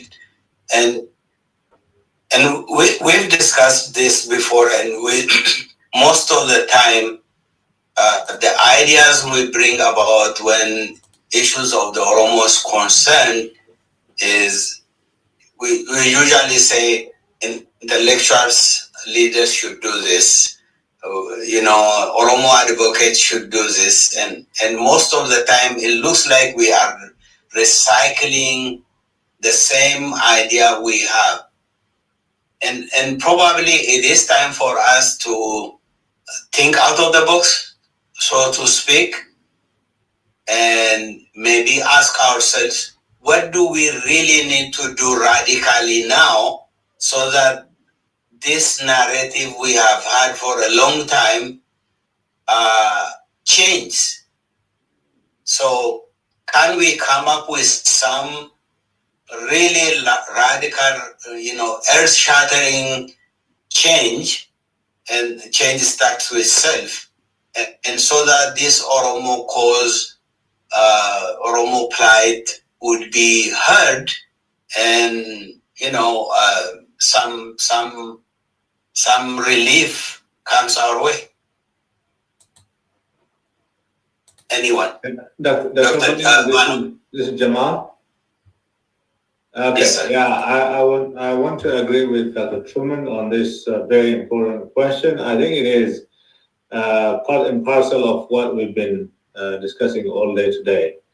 The Oromo is not lack of the plight, is not lack of the problem why we're not earning the gravity or the weight, the attention that we deserve, the Oromo deserve, be it refugee or even those within their fatherland are being refugee and they're displaced. Why is it so? I think this goes to the fundamental problem Oromo has, which is fragmentation. We're fragmented. I heard Martin Cloud also saying, we're very complex. With the issue of Oromo is supposed to be very simple, easy and straightforward, which is emancipation, liberation, freedom. Should really not divide any group or any interest groups. But unfortunately, we are divided and fragmented and not organized. We don't have a strong organization. Our elites are in different boxes, different places. So if we had that coalesced and gathered around this common interest for our people, we would have a loud voice for our refugees also. Because the Convention 1951 asserts their right, it is straightforward. Regardless of what that country's policy is, refugees has a protection as a human being. They have freedom of movement. They should not be punished or mistreated because of regular entry. They cannot be repatriated to the place where they face danger. All these kind of things could have been ensured or fulfilled for our refugees everywhere they are. Even our refugees, they are not organized. I've been to Kenya last April. And I met a very disfranchised community, even as a refugee. So we need to assess our soul and at least search for common interests and organize around those common interests so that we can achieve our goals, so that we can get a common protection. That's what I would say. Thank you, Dr. Jamal. Professor Asafa? Yeah, in my discussion, I mentioned that a paradigm shift must happen. That paradigm shift is the Oromo people should take care of their business before they ask other people to support them. The idea that the United Nations or different kind of international law will protect you is just a lip service. If you don't take care of yourself, if you don't protect yourself, if you don't organize yourself and speak with one voice in the world, nobody is going to listen to you. We Oromos have been arguing that our problem is mainly come from external forces. Now we are realizing that there are internal forces that work against the Oromo people. So how can human rights activists and other concerned Oromos work together by being mobilized, use information that are recorded to make our causes known to the world? We are not working together. We are not effectively focusing on human rights violations. If we are not, probably, I wonder that many people, many Oromos don't even know that their human rights are violated. For example, we talk Oromo refugees. Oromo refugees came to the world after being buried for 150 years from the world, after being disconnected. They came to an international arena. Then they forget that. They forgot. Some of them are going back, taking Oromo land, Oromo resources from the government, allying with the government. So there are serious problems that we are facing, and human rights advocates must address our internal problems. Until we address that, it doesn't matter. In the world, we shouldn't expect that the world is going to protect us. As I already mentioned, might is right. We need to start to take our own business. And that is a challenge, a big challenge, because some of our people, they don't care or they don't understand for whatever reason. So they are participating and victimizing the Oromo people by allying with the criminal regime. We have to face that reality. Galatoma, Professor Asafa, thank you. Dr. Ambisa, if I can speak for a second. From my point of view, I see there is a gap in terms of institutions who can help the Oromo, the displaced Oromos and Oromo refugees, and we don't have any group that supports and organize diaspora support or speaks with stakeholders and democratic countries in Western countries. And so there is a room for an institution to be established and to support the Oromos who are displaced, the Oromo refugees in the Horn of Africa and elsewhere, including the Middle East. I think we need an institution that can support them financially in providing them resource with resettlement and working with stakeholders in the other countries. Thank you. Daniel. For people in the attendees, we know that you don't have the ability to write as a chat your question, but there is a Q&A button at the bottom, and so make sure you write your questions in the Q&A. Q&A bakka jedhutti barreessaa gaaffii keessan galatoomaa. Okay. Galatoma, there is a question. Afaan Oromoo gaafatame, so let's read in Afaan Oromoo.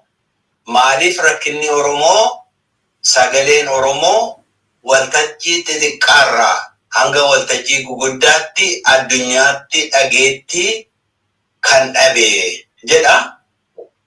Afaan Ingiliziitti yeroo geeddaru, why has Oromo suffering and voice failed to gain attention from a small platform of, to major stage internationally? Why couldn't the Oromo plight and struggle and appeal did not get international attention? The second question is, how do you compare the Oromo nationalism during the APRDF versus PP era? Sajaduda, Professor Mohammed.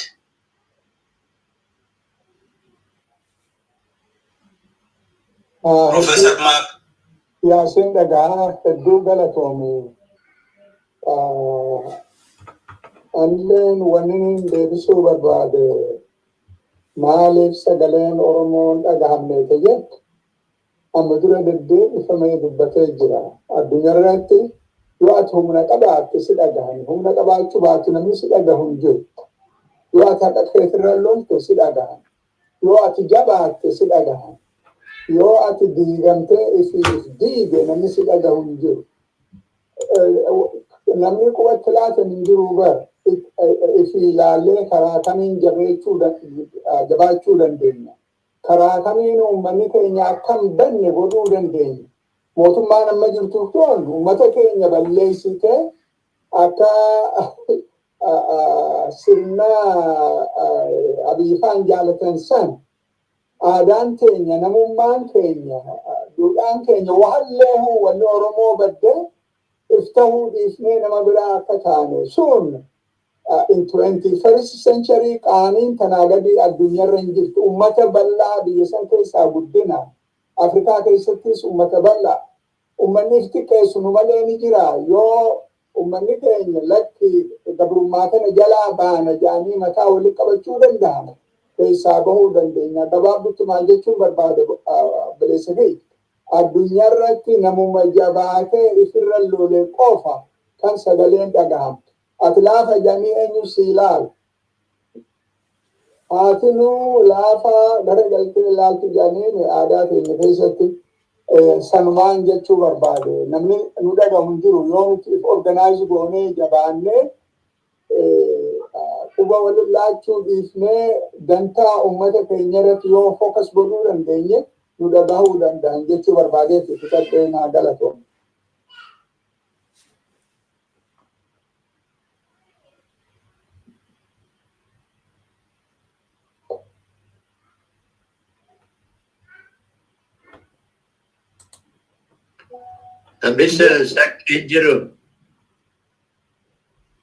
Hambisa sagaleen kee hin jiru. You are muted.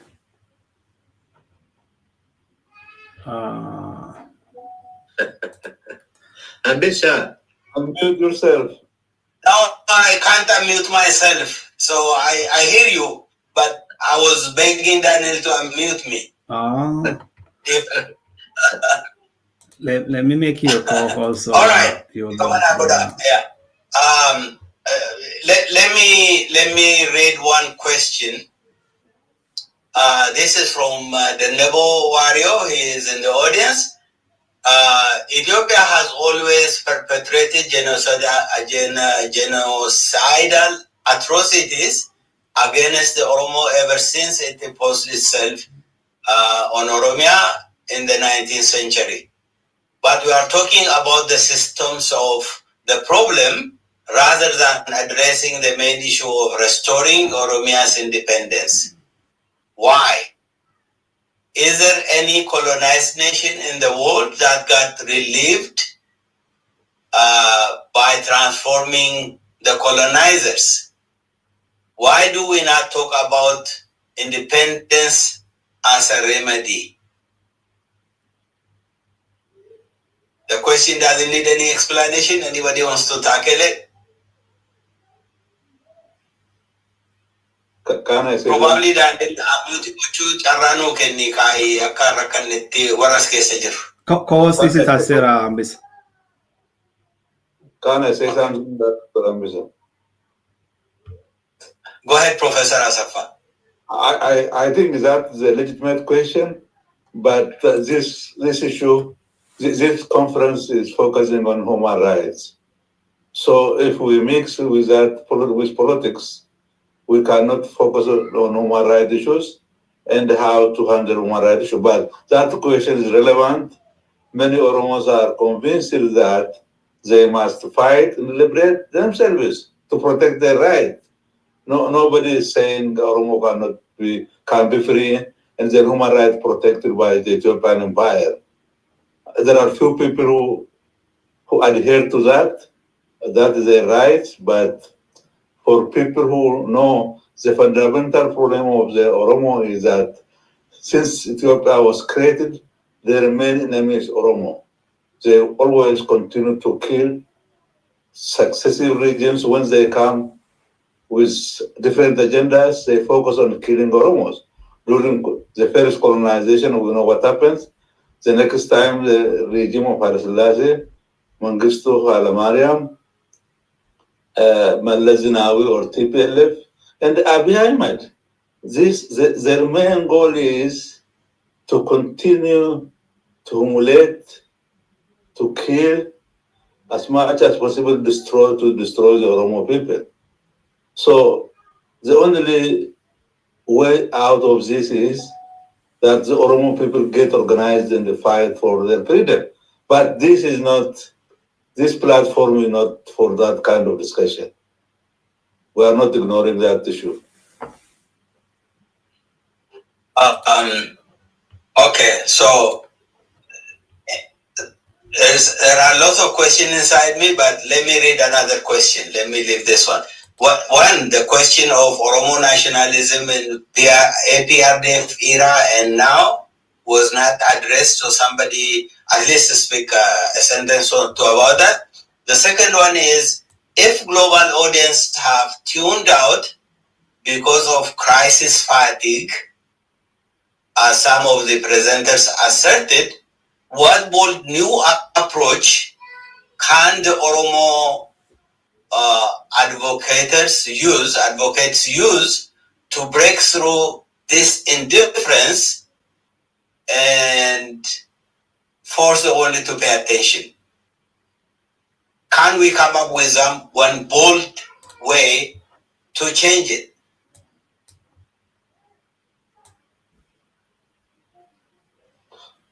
The floor is open to you. I think this question is being repeated again and again. We say that the Oromo people should take care of their business. They shouldn't wait for somebody. Then they can appeal to the international community. While they are appealing to the international community, they have to get organized, speak with one voice. All of them might not be organized, but at least people are conscious, who are concerned about their survival, about the Oromo people, must be organized and find ways of protecting their lives, their culture, their identity to survive as a people. And the responsibility of the human rights advocate is they should organize Oromos. It can be too much work, but every Oromo should stand up and start to work for their rights.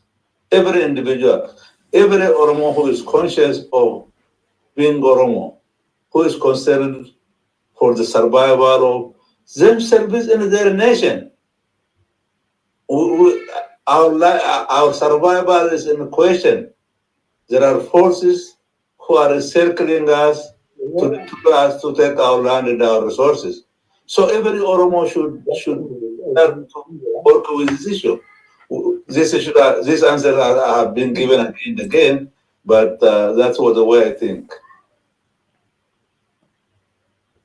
Okay, let me ask one question, and whatever question, the past questions, you can chime on. Revitalizing Oromo advocacy was repeatedly underlined, especially unified efforts, and the role of the media was stressed as a means of raising awareness within the international community. I know most of the speakers have been doing their best.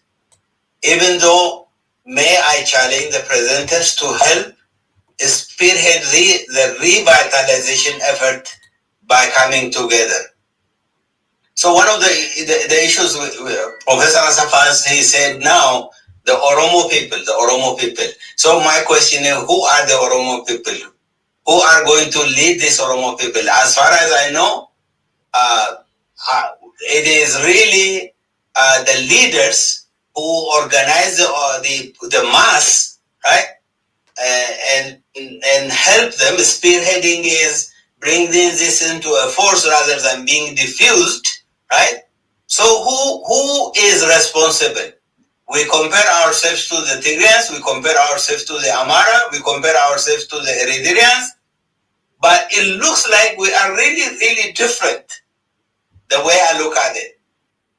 And so the way I look at it, it is really those people who are supposed to help organize and spearhead are the ones who are creating for the people.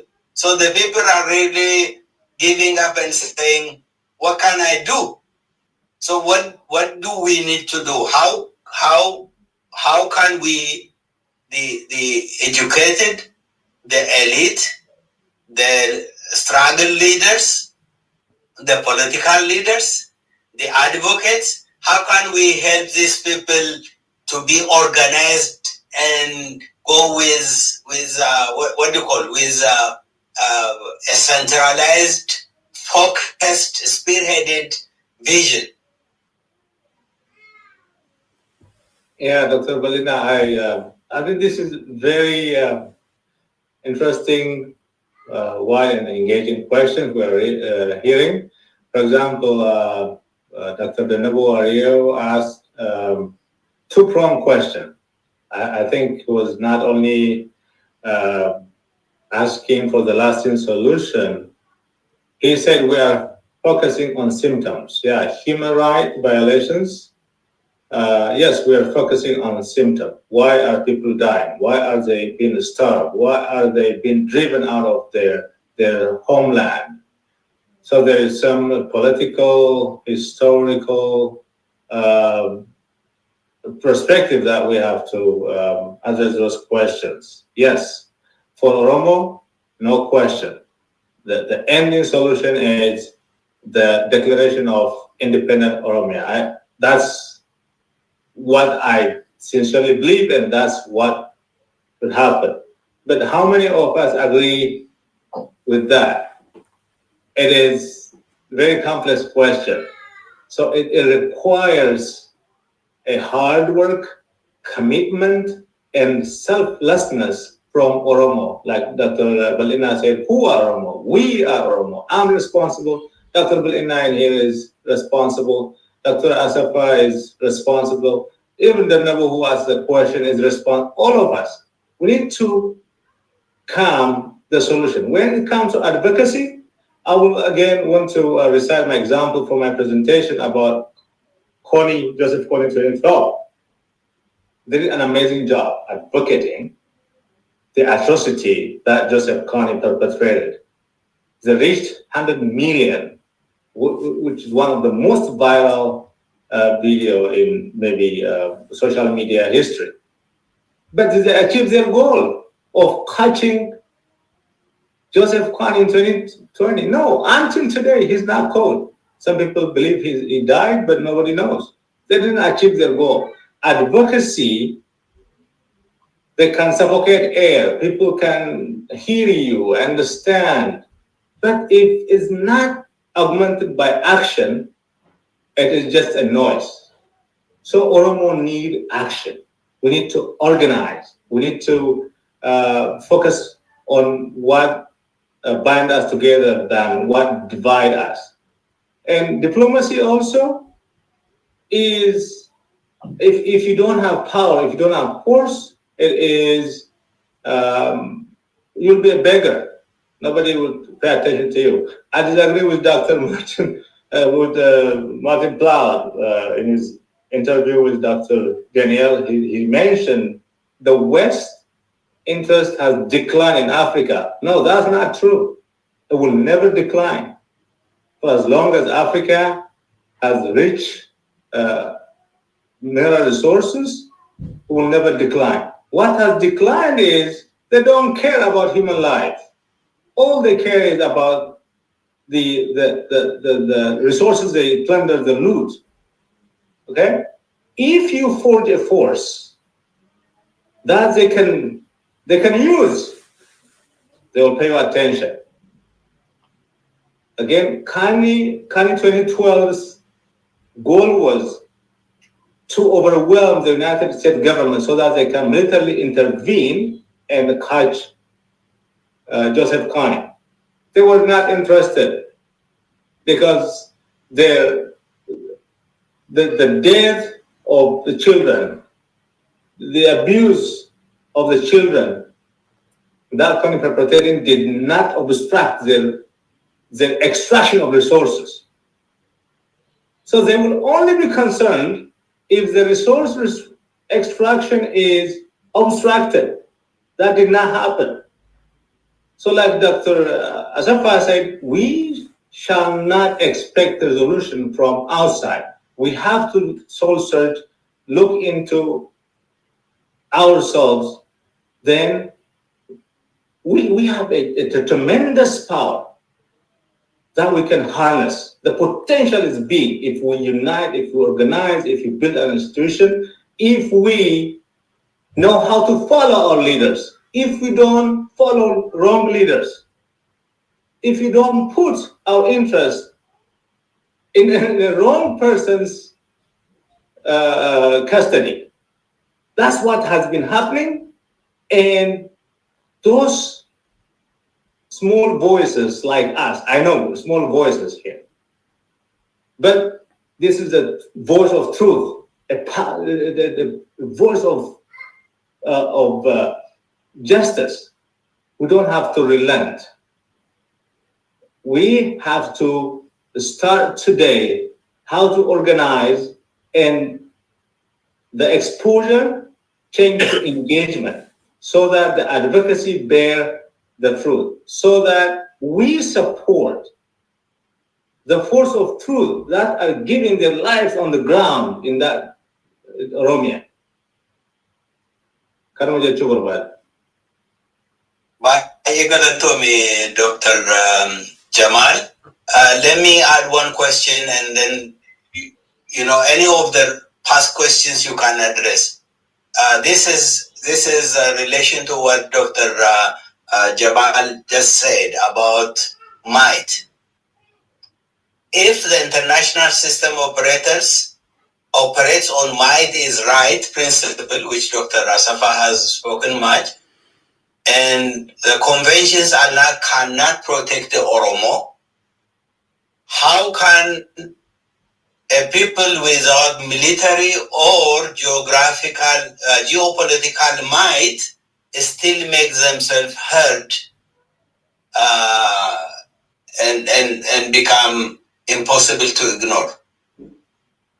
So anybody who wants to address this? So how, because without power, without might, we said nobody listens to you.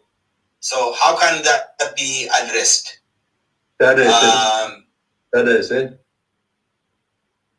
Yes, please. And then Dr. Ma follow. When we say might is right, many people might misunderstand that. Let me briefly break down what might is right. Might is every individual person who knows his own interest or her own interest, based on that, get organized, think about ways of overcoming challenge, come together, work together, understand one another, take appropriate action on different levels, can gradually become very important force. An example, Cairo and the Carre movement started with a small group of people, Cairo Bilisuma. After 5 years, gradually expanded all over Oromia. They become mighty force for between 2015 and 2018.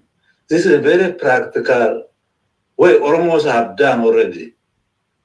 What Big done was political merchants, criminals who have been killing Oromos, gradually manipulated that because of lack of effective organization.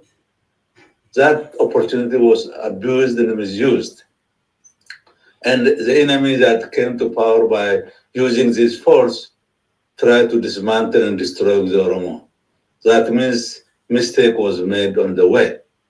So learning from that kind of situation, we can communicate and start to deal.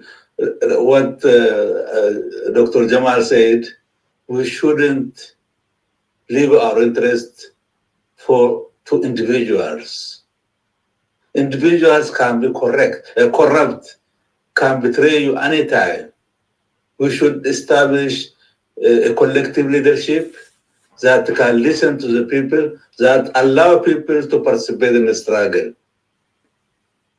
So we have learned from the last 50 years from our struggle, what we achieved and what we missed. We know what we missed, we know what we achieved. So our struggle is gradually building momentum. So based on that momentum, we should start to work. There are forces that struggling in Oromia today than any time before. The Oromo Liberation Army is very strong.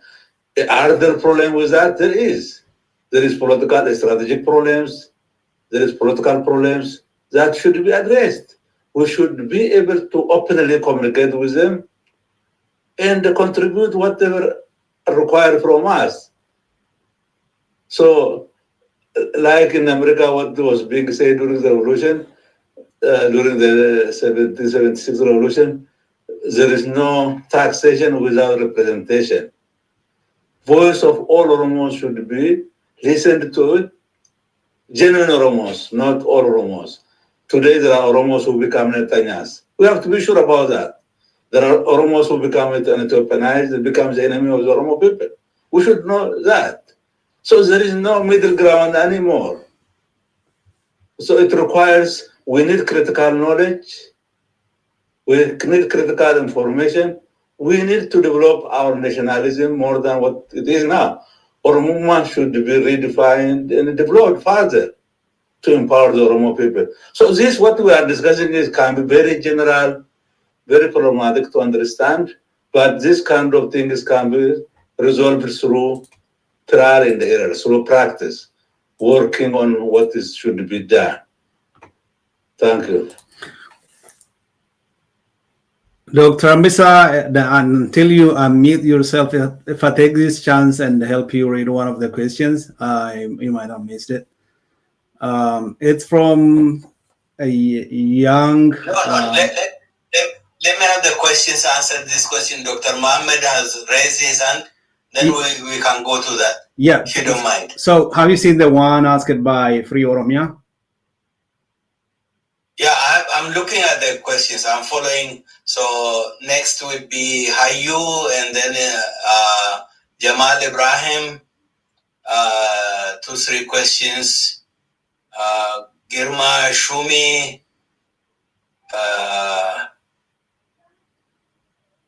I don't know what the Free Oromia you're looking at. Is it the question? Yeah, let me read it. And how can the collusion between certain members of the Oromo diaspora and the Prosperity Party be challenged?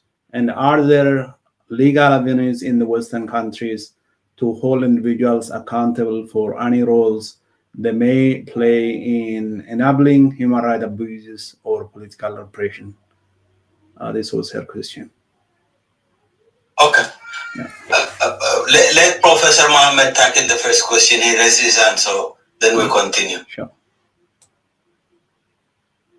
Professor Mohammed. Let me see if he is struggling with the mic. Thank you.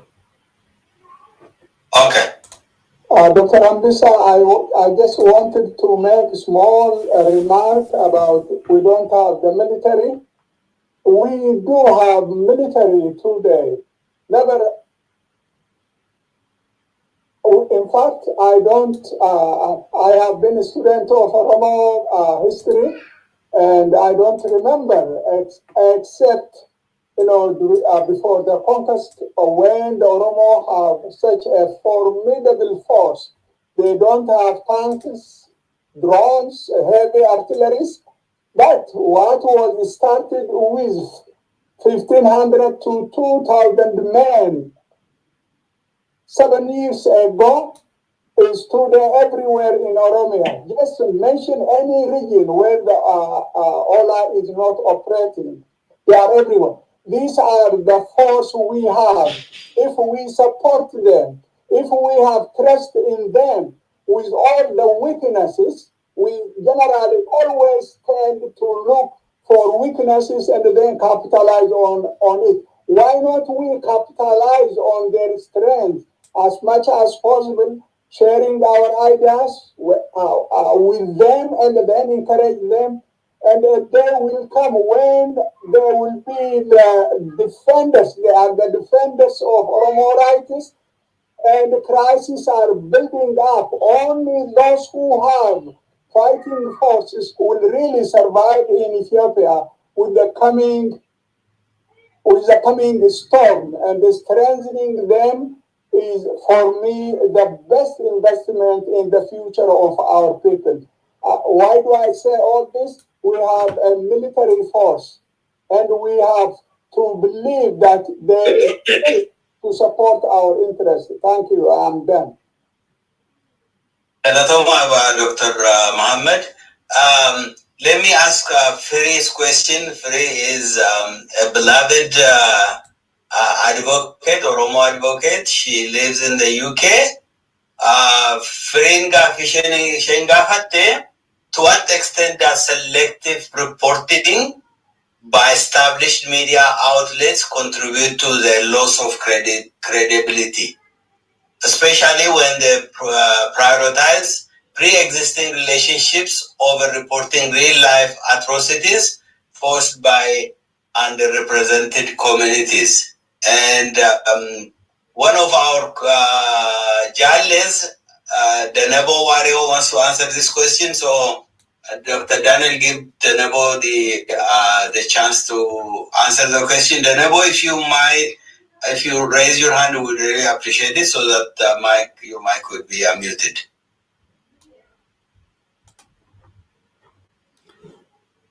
Do you see him? The mic is yours, Denebo. Yes. Go ahead.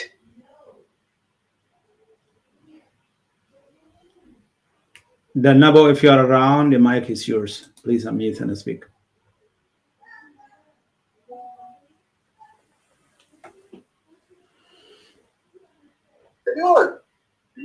Hello, can you hear me? Yes. Sorry, I wasn't intending to answer the question. I was trying to write down another question. Sorry about that. Okay. No problem. So the question is this: to what extent does selective reporting established by media outlets contribute to the loss of credibility? Anybody who wants to speak to this?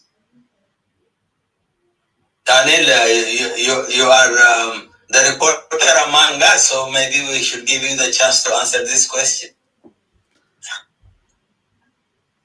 Mostly, I would say it's not selective reporting. If you receive news of human rights abuses and you have humanity, you have to report that. I don't see any selective reporting, but based on where you are from, you might want to be, you might be interested more to hear about the news coming from Oromia.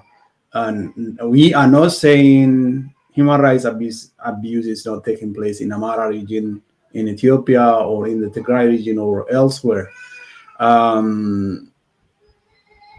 Whenever we receive news, we always cover, but also we are volunteers. We don't. I'm not personally a full-time journalist. I'm volunteering at Infinite News Network, so I have a very limited time. And most of us do have limited time because we don't have resources to, abandon our personal career in 24 hours work on the media or on advocacy. So we have a very limited time, and we report on news as we receive. I don't believe there is selective reporting. Especially when you come to the Oromo news coming from the Oromia region, there is no selective reporting, in my opinion. There are times and when you are more focusing on the people being killed either by the Ethiopian government or by the Fanos, because they are the most frequent perpetrators, and so we highlight that. And it doesn't mean human rights abuse doesn't happen by other stakeholders, but yeah. So if I got the question correctly, I think this is my opinion about that. Okay, Galatomi Daniel. Dr. Truman. Thank you, Hambisa. I thought I ought to chip in with answers to previous questions. Firstly, what bold new approach to break through the resistance to the information getting out? And as Martin Plaut told us, this is just hard work. It's a question of getting to know journalists and people in NGOs, people in government positions, and forming a relationship so that they eventually begin to trust you. And this is just hard grind. There's no easy way around it. There's no magic wand. You just have to work hard at this.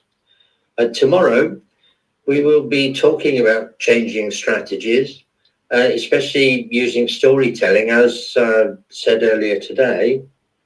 And we'll be talking, hopefully, with other human rights organizations about fostering cooperation. So if people are at all interested in becoming part of advocacy platforms, then I must encourage them to come along tomorrow. So basically, it's not selective reporting, it's just prioritizing, and the only way we can get up that ladder is to form relationships with individuals who have a bit of clout. Thank you. Thank you, Dr. Truman. Two interrelated questions. As Professor Asafa mentioned, stateless people don't get attention from international institutions and laws. How do Oromo advocacy activists view this assertion? If they share the same view as Professor Asafa, why don't they advocate for the independence of Oromia so that Oromo people have their own independent state? That's question number one.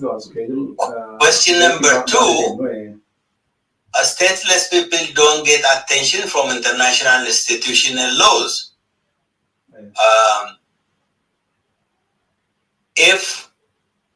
How do Oromo advocacy activists view this assertion if they share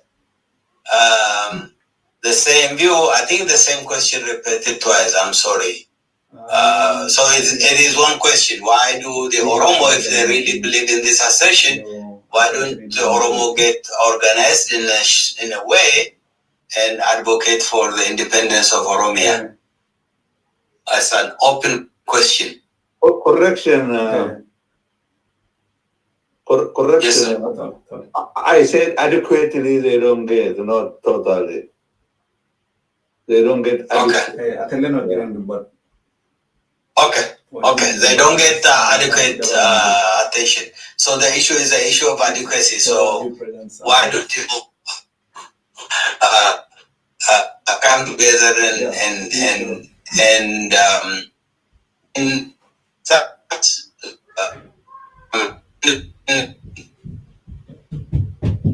so what did to do?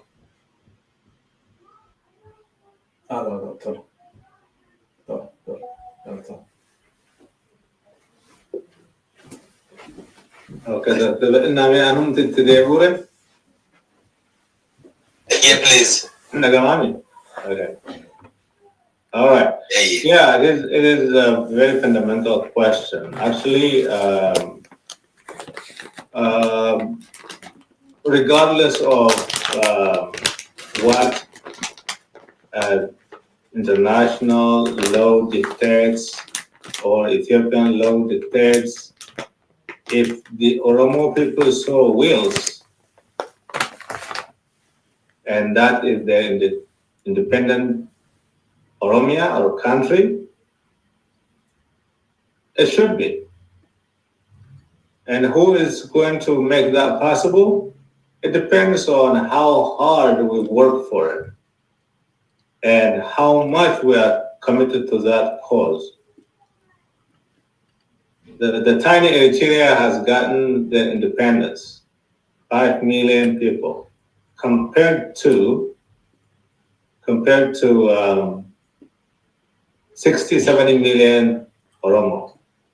Even if we commit 5 million, the population size of Eritrea, to regain our emancipation, it's possible. But how do we mobilize, how do we organize, and how do we navigate the tremendous obstacles that is internal and regional and international? I think it depends on that. But there are priorities that we have to work. There is some adage from I grew up hearing. It says, "Afanin Sheikh Hussein Jeda, Milan Garamuka." You pray to God to safeguard you, but you don't just rely on God, but you have to seek for a refuge where you can get protected physically. So we can work on advocacy, diplomacy, but at the end of the day, the buck is stopped by the Oromo people who can make their own determination. So the Oromo people will decide. But if you ask me personally, yes, I believe 100% the lasting solution for the Oromo is independent Oromia. Nothing short will ensure the freedom, because the colonial relationship with the colonizers cannot be reconciled. Our goal is not compatible. We don't have any common ground. So use any means necessary to break the colonial yoke to get our freedom. But that is big. Do we come to the meeting when OGF calls us? Do we come to the advocacy meeting, or do we go in the streets and really yell slogans when the time requires for it?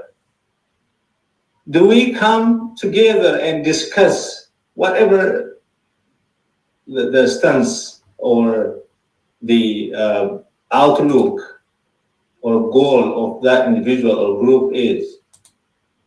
Setting aside our differences, can we come to the same table and discuss what is good for us, even theoretically?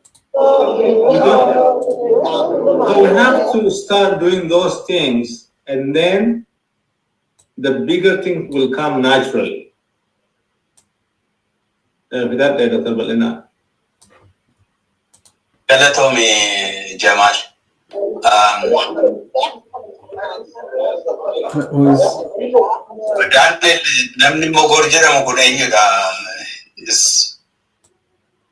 Zalalim helped me remove Mogor. No, don't remove Dr. Dani. Oh, you know him? Yeah. Oh, okay.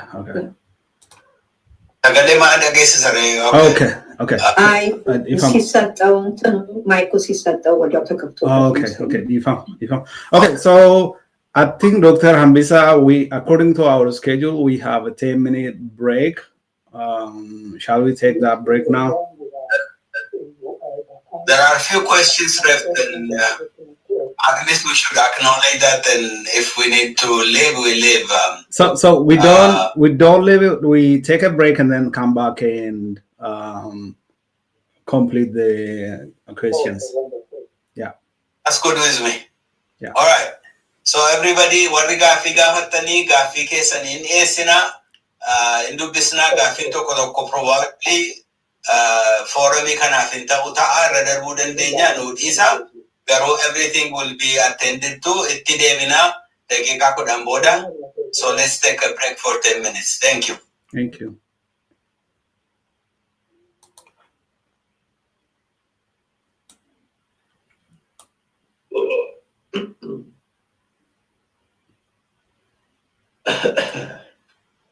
Ooh.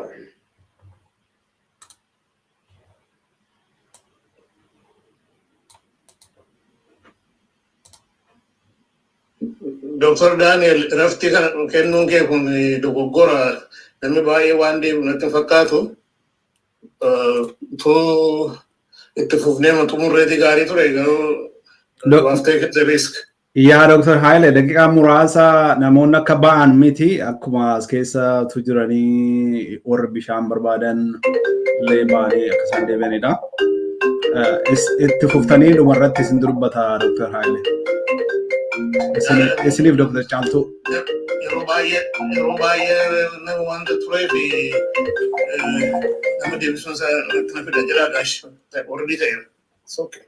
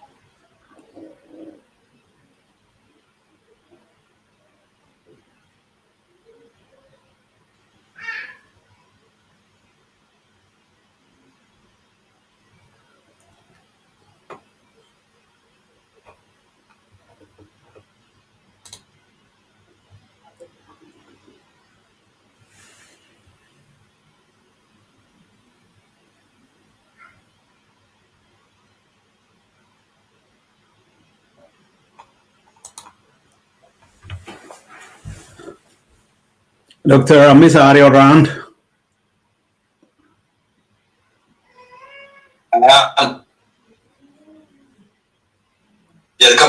Yeah, you're just coming to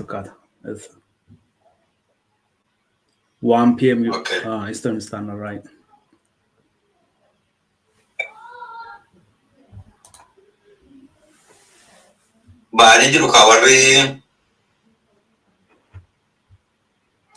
Panelists.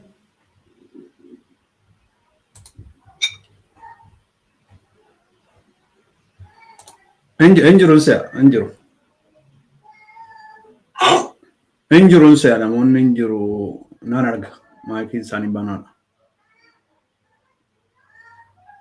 Panelists mo. Yeah.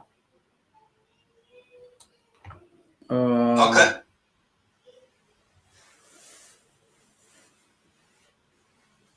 And see if the nebo of Dr. Aile do one Gajagaro. Akasi, okay. Yeah, I see the videos are turn it off. Yeah, I can give them a couple of minutes. I think we started at 53. So okay, I can wait 3 more minutes. 105 it Niger come 101 them. Yeah. Okay.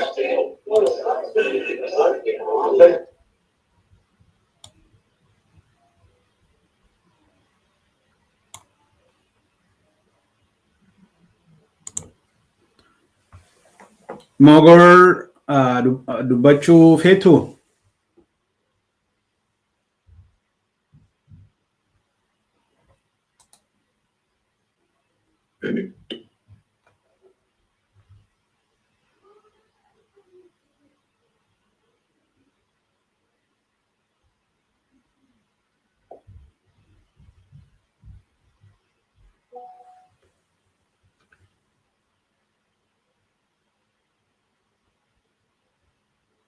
Has Mogul been invited to unmute? Let me see. Yeah. Do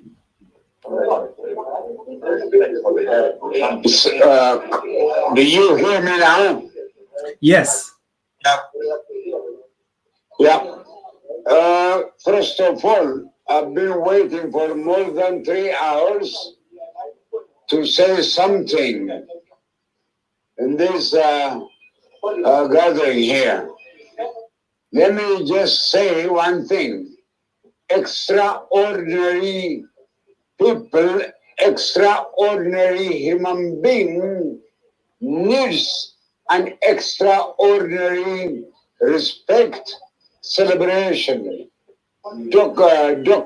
Trevor Truman and his associate, Dr. Alex, they are extraordinary people, men.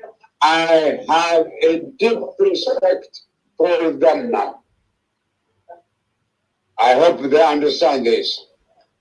When it comes to the subject we are talking about, you are talking about, is in fact originates from the very core of Berlin Conference of 84, 85, that gave authority to Abyssinian Menelik to conquer and subjugated the Oromo and other nations and nationalities. That one is forgotten. From that time on, the Oromo and others have been subjugated bitterly and kept in a very dark situation throughout years. Empire of Ethiopia was built not only by Abyssinians, but by the help of European colonial powers. Then I can list their names, but I don't have to now, because you guys probably understand, or you you might have forgotten it. So what happened was during the Derg regime, military regime, because of so-called famine, the Derg regime settled about 40,000 Amharas in Horro Guduru and armed them and forced Oromo people to farm and feed them for 3 years and make a house for them, and then they lived there, and then gradually they turned out to be Fano and started killing Oromo people. Martin Platt, he should have knew this. He should have, in fact, reported this when he was a journalist. Martin Platt should have understood Abyssinian Ethiopian Empire is an empire. It's not a country, an empire which kept so many different kinds of ethnic groupings, and he didn't do it. Today, he told us that Oromo question is complicated. Oromo question is not complicated. Oromos are Oromo people, as Oromo. So, ethnic wise, they are one. That one, he missed the basic understanding of the Oromo people.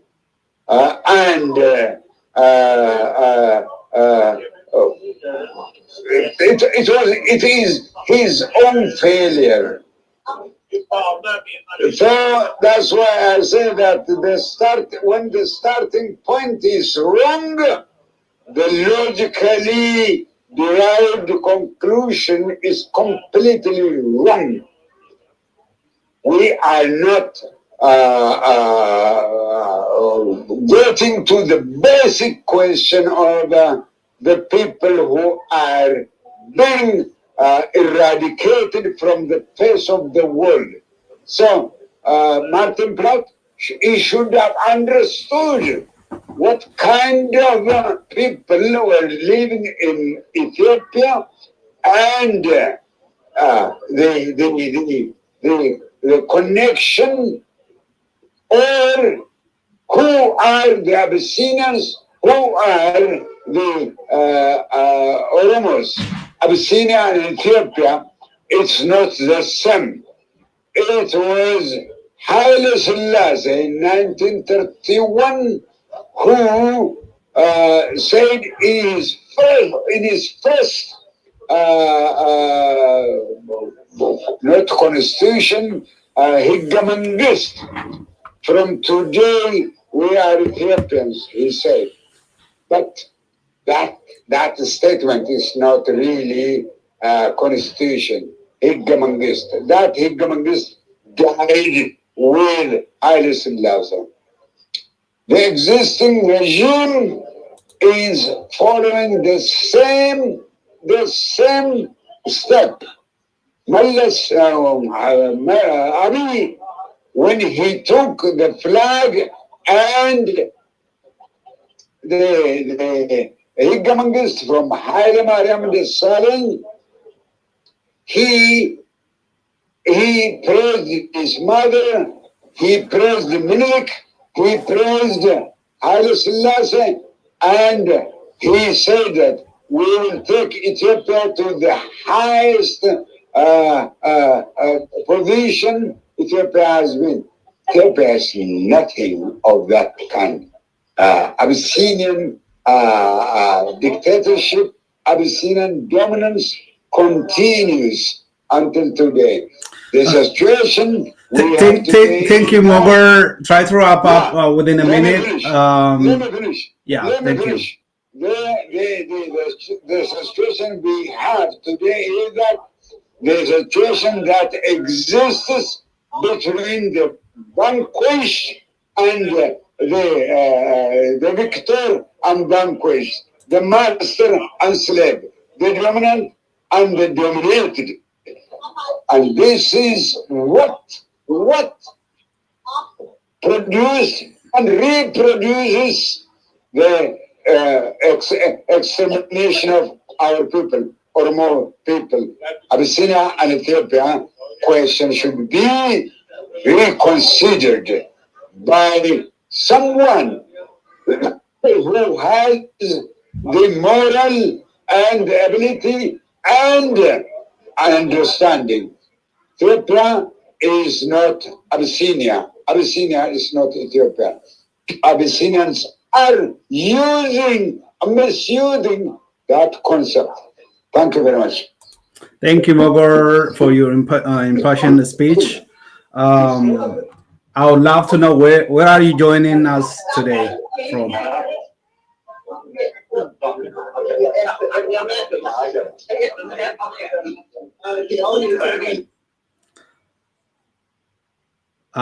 Dr. Ambisa, the mic is back to you. Okay, Galatoma, there are many questions, a lot of questions. So I would like people to answer them as briefly as possible, unless it really warrants a discussion. So the first question, Pannon Oromia keessatti saba keenya fixaa jiru. Mootummaan akka duuba jiruu fi hidhachiisuu himama. Fannoon biyya Amhara keessa jirtuu fi mootummaa lolaa jirtu gareen Oromiyaa keessatti saba Oromoo fixu kana garee koomitii yoo isheen jettu hin dhaga'ama. Maali garaagarummaan isaanii? Inni taanu waaboon warra qabu qubattoota Amharaatti tarkaanfii fudhatuun ni balaaleffama.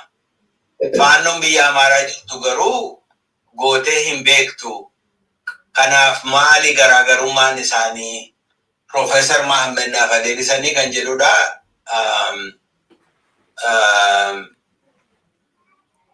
Professor Mohammed jiru kan adeemsisuu danda'u? Naan jira. Amma boodaan baha malee anan jira. Fannoo Wallagga keessatti, Shawaa keessatti, biyya Amharaatti Fannoo organize dura ka godhe mootummaa Abiy yoo namni kan yaadatu taate. Fannoo kuraataachin bakka feene ergina, bakka feene boona jedhee isa ka organize godhe. Yaadattu Shimallis Abdiisaa kara lama Baagdaad dhaqee cheekii miliyoona 200 fuudhee geessee akka special Amhara force Fannoonis oolaa dura akka dhaabbatan dhufanii akka wajji lolan kan godhe. Gabaabduutti laal Fannoo bakka lama laaluu nu wayya. Fannoo biyya Amhara keessa jirtu. Fannoo dhuftee ummata keenya balleessitee isaan ummata keenya wayitti lakkaawan jibbansa qaban ummata dachirraa kaasanii qabeenya isaaniiti warasaniini.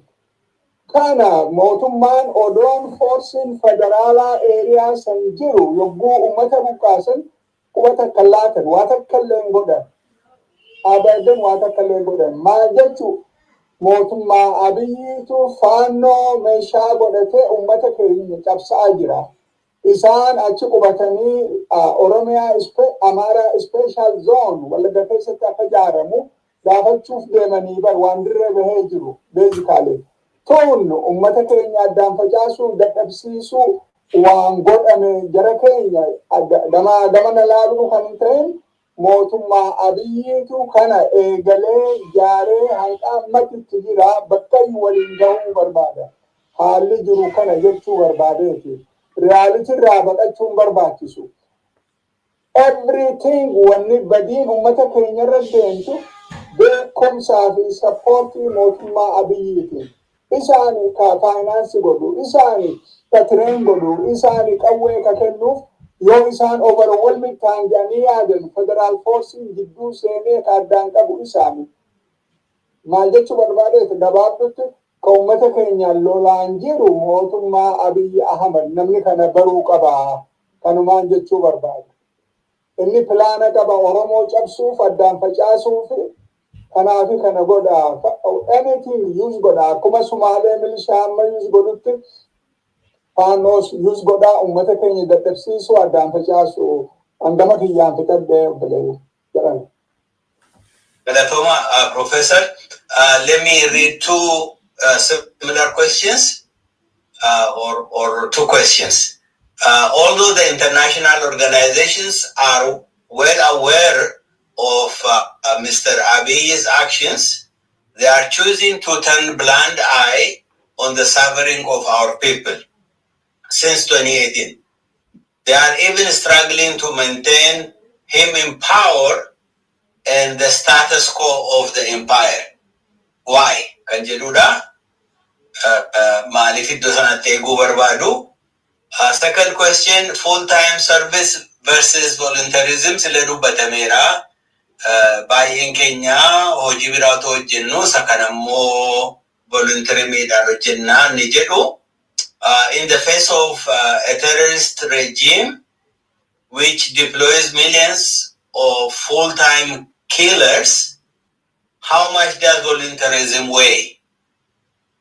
Do you have specific suggestions on how we could change this so our advocacy could be changed from voluntarism into a full-time activity or service?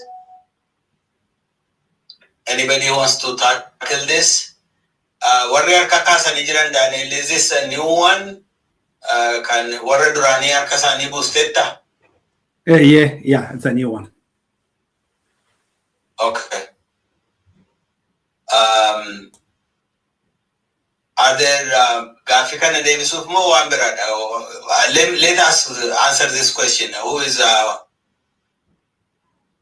Dubini Nigafila Matasan and Nakatani? I'm a full-time activism for part-time activism in voluntarism. In Nikuni, sustaining what children die. Is there a practical way we could change this, Kanjeruda? Professor Mohammed. And Gafi Dura in Davis Overbar. Okay. The first question, Motuman America, 100% Isani, Motuma Abiyika Jare, Salai Isani Tureba. Amata Sadeti Salai Isani Ture, Isan Tufide. Isang argumenting isang kanan amamiti 2021 yo inni kufe biyatu digama Europe will be overwhelmed with refugees tajetu kan kaban kanafi isa chitti kaban yo inni kufe biya digama basically kana inni bada tahu inni crime akka commit godu 100% ni bekan tanana rafudada 100%. Yoo nuti jabaanne sagaleen keenya ni dhagahamti. Yoo nuti jabaachuu baanne sagaleen hin dhagahamtu. Namni humna hin qabne ni badaa. Hanqanuma qofaan isin bira dhiisuu barbaada gama kiyyaa. Bayegari, so the issue of volunteer vis-a-vis full-time service. Dr. Jamal? Yeah, ani wamagabab jechuu barbaada. Bakkenna farraani bakkana ka argame dhiphadeeti rakkadhee hojii kiyya dhiisee nama beellama na jijjiiru kadhadhee jechuudha. Wanuma xiqqoo kana garuu jechuun I spend like a couple hours here, right? Waan guddaa miti. Silaa wanni kun wanni hojjechaa jirru diina waggaa dhibbaa olii ka haala hundaan of ijaaru waggaa dhibban dura jiru isa bira gahuudhaaf deemu. Sadarkaa inni deemu osoo hin taane silaa saffisa hedduu adeemsisaa caaluun deemuu nurra ture. San godhuuf immoo haalli keessa jirru jireenya keenya biila kafaluu qabnaa. Warri paartaayimii hojjetu kun galatoomaa jechuun barbaada. Dhugatti guddaa qabda. The mass garuu Oromoon dhugatti waan jedhu kana Oromummaa, Oromiyaa kana bilisummaa nama wal qixxaawuu fi ulfinna akka barbaadu taate nama hojjechiisuun hin danda'amu. Experience jira. Karaan dura jaarmiyaaleen akka ollaa waggaa 3-4 takka ummanni horii baasee haga faranjii qadarree media ambiran akka bumjedhamu CNN, Al Jazeera, Washington Post hunda dhaqqabnee ture. Kana maaltu godha? Money. Yoo maallaqni jiraate nama mindeessinee qadarree hojjechiisuun full time hojjechiisuun danda'ama. Gaafsan Oromoon jaarmiyaa qabu jechuuf dandeenya. San godhuuf immoo waan guddaan feesisu. Just $5, $10, 20, 50 namni akkuma danda'een if kenne akkuma yeroo cidha yaaman cidha deemee waa kennu akkuma yeroo graduation waaman kabajaa nama tokko kabiyyaa caalchisee namni horii 100 kennaa deema Oromoon. We got the money, we got the resource. So sacrificing godhamu laalle ka danda'u qaama isaatiin argamee hidda mukaa nyaatee dhagaa boraafatee roobaa caamaan lolee lubbuu isaas kennu jira. Nuti immoo comfortii biyya West keessa teennee yoo contributionii baatiidhaan guyyaa $1 tokko baatii $5 yoo kennu dandeenye we can do a miracle dhugaa dubbachuudha. It's possible. Garuu wishii qofaan hin ta'u gaara. Dr. Ambisaan qofti Professor Muhammad yookiin Daniel qofti kophaa isaanii uumaa godhuu hin danda'an. They can do so much waan danda'an godhuu jiran. So it takes the contribution of everyone. Kijibaallee nu barbaachisa, hattullee nu barbaachisa, kamaallaqa qabus nu barbaachisa, hayyuus nu barbaachisa, gootas nu barbaachisa. Hundaa waliin qabee jaarmiyaa oofu nu barbaachisa saniif immoo horii nu barbaachisa. We need to have an institution that can reach to our community, raise funds, and before that, but we need a plan, we need an organization. So one akkasi kana yoo goone kana hunda keessaa bahuu danda'a na fakkaata. Maybe I'm too simplistic, but it's doable. Jechuudha.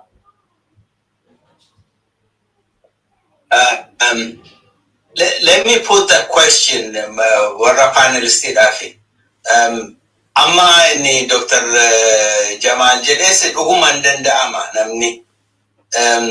Garuu rakkoon keenya probably waan hunda keenya walitti nu fidee walitti nu qabutu dhibee natti fakkaata. We are so fragmented. Kan keenya waa'ee geographiidhaan dubbadhaa, waa'ee gidduu yookiin waa'ee mirgaa yookiin waa'ee bitaa yookiin waa'ee obboroo yookiin waa'ee barii iddoo adda addaa dhaabbannee jirra. Dantaan Oromoo kanaa giddu galeessa ta'ee kan walitti qabu, kan walitti harkisu, kan walitti hiriirsu, kan waliin bobbaasu nu barbaachisa. Fedhii qabaachuun koo yookiin Dr. Jamal fedhii qabaachuun isaa yookiin Dr. Daniel fedhii qabaachuun isaa isa kana biriijii gochuu hin danda'u. Fedhiin sun gaariidha garuu we really need waan giddu galeessa sana qabna. And that leads us to politics. Sila waa'ee politikaa naasofnu jenneerra garuu it takes us to politics. Isa qabnaayi attam gooneetu isa kana overcoming goona. Nama leadership keenya dhaggeeffannu jenne sila. Do we have really leaders giddu dhaabbatanii nu gaggeessan? Do we have one? Jechuun isa nutti fakkaatu dhiifnu. Na hundumti keenya waan adda addaa dubbachuu dandeenya. I think rakkinni keenya it is rakkina macaafa qulqulluu keessatti maanni geggeessaa leadership hayyuun rukutaa hoolaan hin bittannoofti jedha. Tikee rukutanii ajjeesanii jennaan hoolaan gargar facaafti. Nuyi amma hoolaa tikee hin qabne taane natti fakkaata. Si maal jettu attam gooneetu isa sana gaaffii goona attam goonee isa kana goona. Ammatu ji'aan hundumti keenya $50 ta'u $100 hin dandeenya buusuumoo waan itti amannu tokkoof. Buusna yoo jenne doolaara dhibbannaa buusne namni kumni tokko doolaara dhibbannaa buuse doolaara kum dhibba buusna jechuudha ji'atti. Kolaanni dhibbi tokko would do miracles. Sadarkaa marra jiru irratti. What do you say? By the way, Dr. Ambisa, Gutu also raised a similar question as one of your pointers. Gutu Sakata Architecta Tembeku. Gutu was a Jedajura? Yeah, Gutu, yeah. Gafi. Read the questions for us, Daniel, yeah, if you don't mind. So he said, hello, everyone. Thank you for organizing this important discussion. I deeply appreciate all the presenters for their insightful and well-prepared contributions. I would like to raise the following questions for reflection and dialogue. One, it is disheartening to observe that some diaspora Oromos appear to be fostering divisions by prioritizing clan, kinship, religious, or locally based initiatives over our shared identity. This trend risks undermining Oromoma, the symbol of our core collective unity. Numerous philanthropic and non-profit organizations have emerged, often named after specific Oromo clans. While well-intentioned, I fear this could jeopardize the broader struggle for the Oromo people's right to self-determination. What are the thoughts on this growing fragmentation? The second question is, at the same time, we see these organizations successfully mobilizing significant fund for humanitarian aid back home. While commendable, such efforts often address symptoms rather than root causes. Regrettably, there seems to be a lack of coordinated action from diaspora groups to support sustained Oromo human rights advocacy. In your view, what strategic steps could be taken to align these efforts with long-term justice and self-determination goals? Those are the two questions from Getu.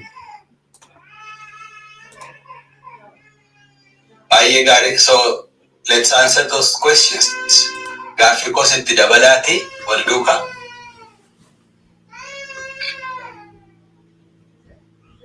Dannaboo yaaduu gaaffii deebisuudhaaf harka baastee dubbadhu. Ammuu Dannaboo Daniel. Dannaboo is unmuted. It's permitted to talk.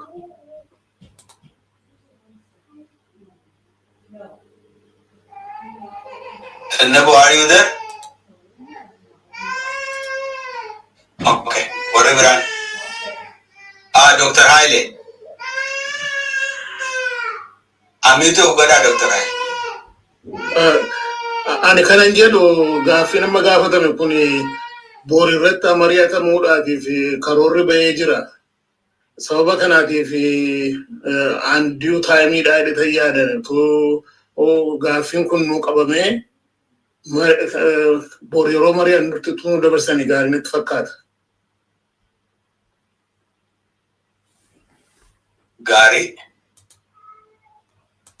Garuu waan baay'eetu waan taasaamutu dhaqee achumatti dhaabbachaa jira.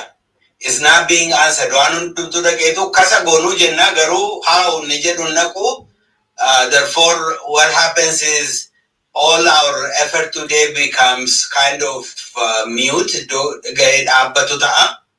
Kanaafuu inni borii kan advocacy kana galuttis advocacy sana dhiisne garuu as a group as a general jedhee yaada Dr. Haile maal akka jedhan hin beeku.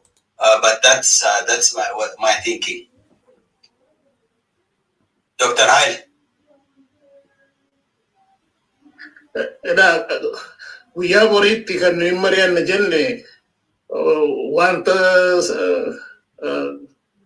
basic walga'iin keenya har'aa kana irratti murtaa'ee borii actionable item irratti mari'annaa akkamittiin gara fuulduraatti adeemna kan jedhuutiin piroograamiin qophaa'ee jira.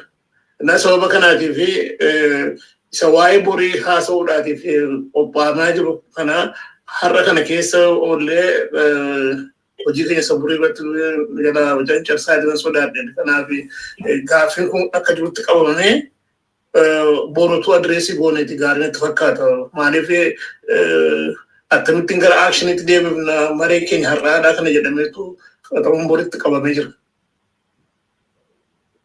Okay, let's move to the next question. Kanarratti gaaffiin guutu tokko humanitarian wantoonni ta'an dhaabbanni Oromoo keessatti ijaaramanii maqaa gosaatiin yookaan maqaa naannootiin yookaan maqaa amantaatiin wantoota tokko tokkotti wanta local ta'anitti yookaanis immoo smaller of the large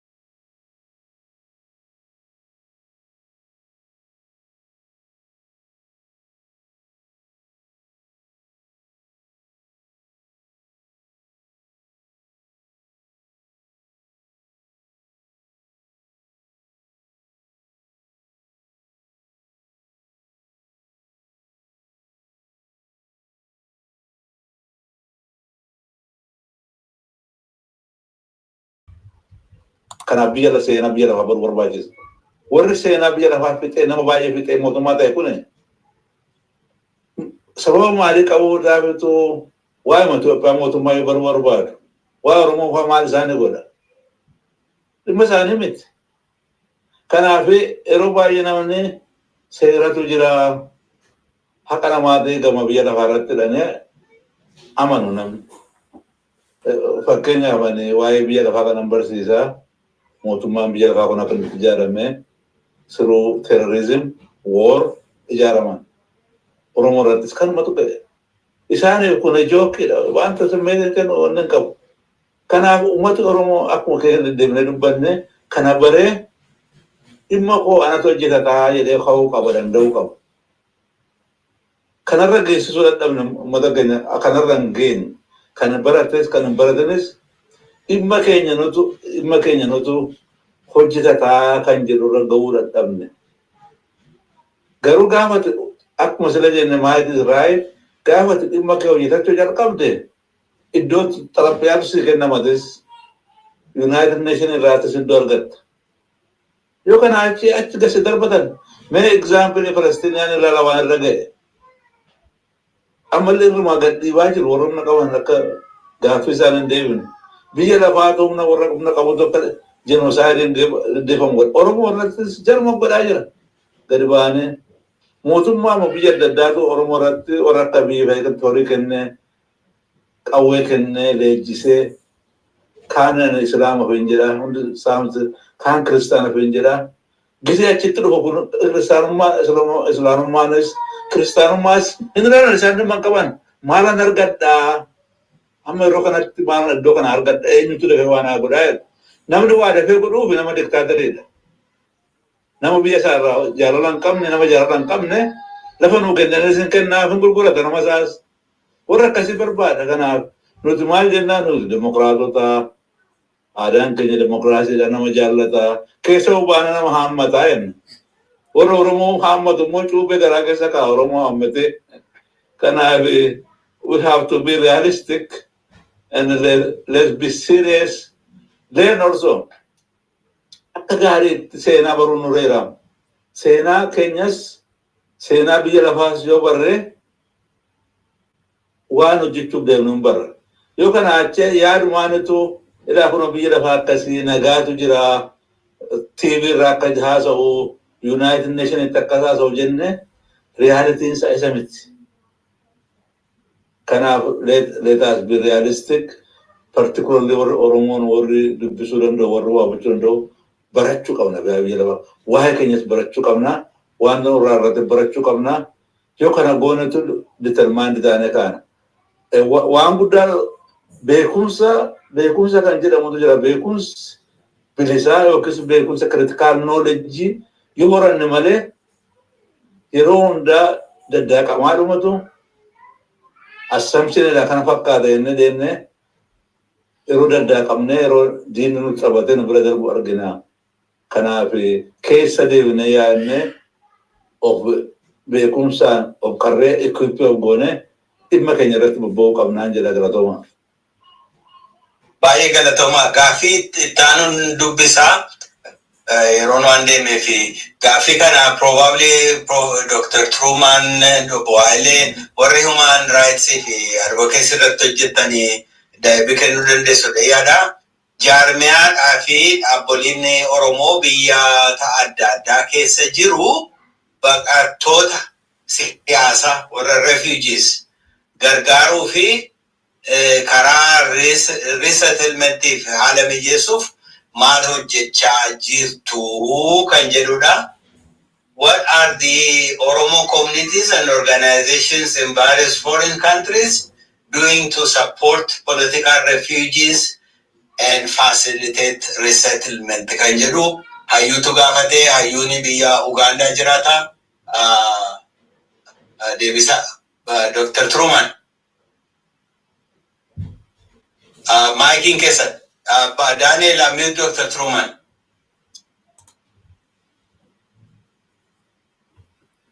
Thank you very much. You are a victim now. Sorry. I've been silenced, yeah. So, regarding the extent of the international community and the awareness of what's going on, very few are aware, and this is our job and the reason for the this conference.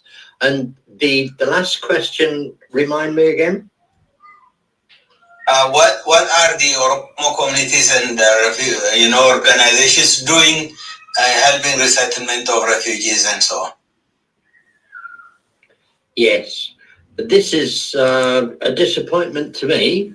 The Oromo communities in Canada have been doing a wonderful job of sponsoring resettlement over there, but no other group of people has been involved in that. And it's the Oromo Community Associations of Canada, especially that of Northern Alberta. And I would love to see that expanded. I hear that the Canadian program is more difficult now, but it certainly has not stopped. So we should be able to reinvigorate that. And there are other groups of other organizations in Kenya who are willing to contribute towards helping that process, and we're negotiating between these two organizations. But yeah, there's all sorts of things we should and ought to be doing. But I'm afraid I'm just one man. I can't do it all. Thank you very much, Dr. Hambisa. I think there could be many more questions, but our time is running. And so let's try to wrap up today's discussion, and then probably we'll hold a second round webinar down the line. And don't forget tomorrow's... Yes, tomorrow we'll be having human rights groups meeting that would... all those interested in advocacy, really. Yeah, okay.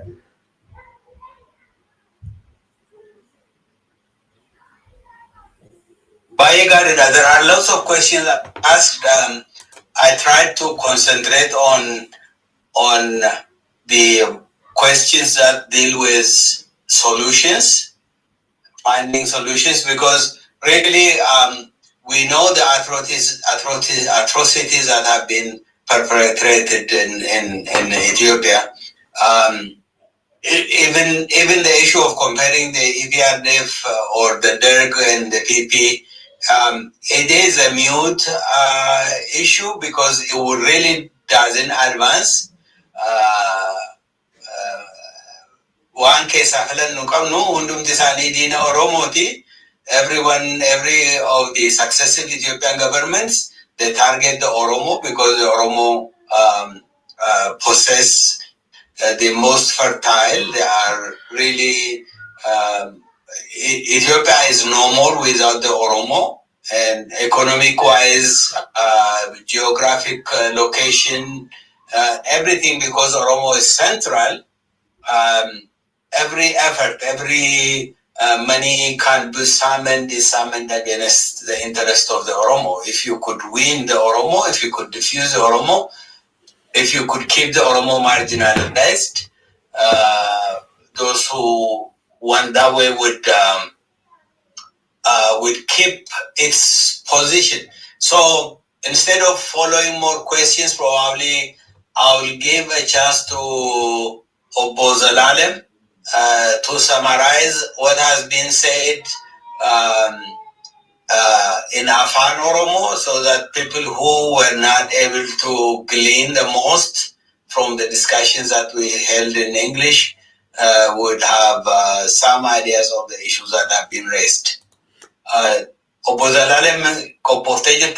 Yeah. And also, according to our schedule, we also have Dr. Haile and Dr. Chaltu to speak in Zalalim after Zalalim, I guess. Okay. Gary da fayyata lachuun keessanuu waan ani amma ammaatti dubbatamerraa waan ani hubadhee akka afaan Oromoon dhiyeessuun gaafatame waan ani walitti qabee kan Dr. Struman dubbate kan Professor Duwal dubbate Professor Jasafa Professor Muhammad Hassani fi Dr. Ibanon kan dubbatanii isarraa yoon ka'e walumaa galatti rakkoo cimaa saba Oromoo irra gahaa jiru yeroo ammaatti sarbama haqasaa, sarbama mirgasaa, sarbama kabajasaa waan baay'ee waan irra gahaa jiru amma tarkaanfii wal of ariifachiisaa waan gaafatuuf mareef akka walitti qabameetti hubadhaa maree kanarraati. Tarkaanfii ariifachiisaa fudhachuunis dirqama ta'uu waan wal hubatame natti fakkaata. Uummanni Oromoo iyyannoo dhaabbilee idil-addunyaa yeroo adda addaatti dhiyeeffatullee ajjechaan irraan dhaabbannee buqqa'insi haqqisaa sarbamuun aadaansaa balleessuuf hojjechuun cunqursaan sirna mootummaa Itoophiyaatiin qindaa'ee irra gahaa jiru itti fufee jira isa jedhu irratti wanta hundumtuu wal hubannoo tokko qabu natti fakkaate afaan adda addaan dubbatamu malee.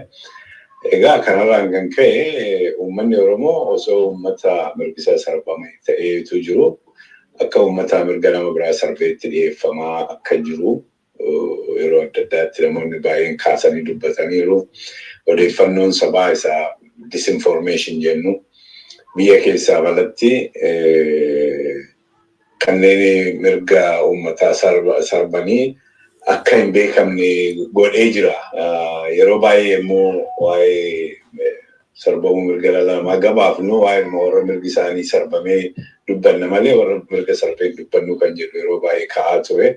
Isarratti immoo disinformation dabalamee callisuun keenya saayilansiin dabalamee jechuudha. Waliigaltee mirga namoomaa idil-addunyaa sirna inni amma isaa International Human Rights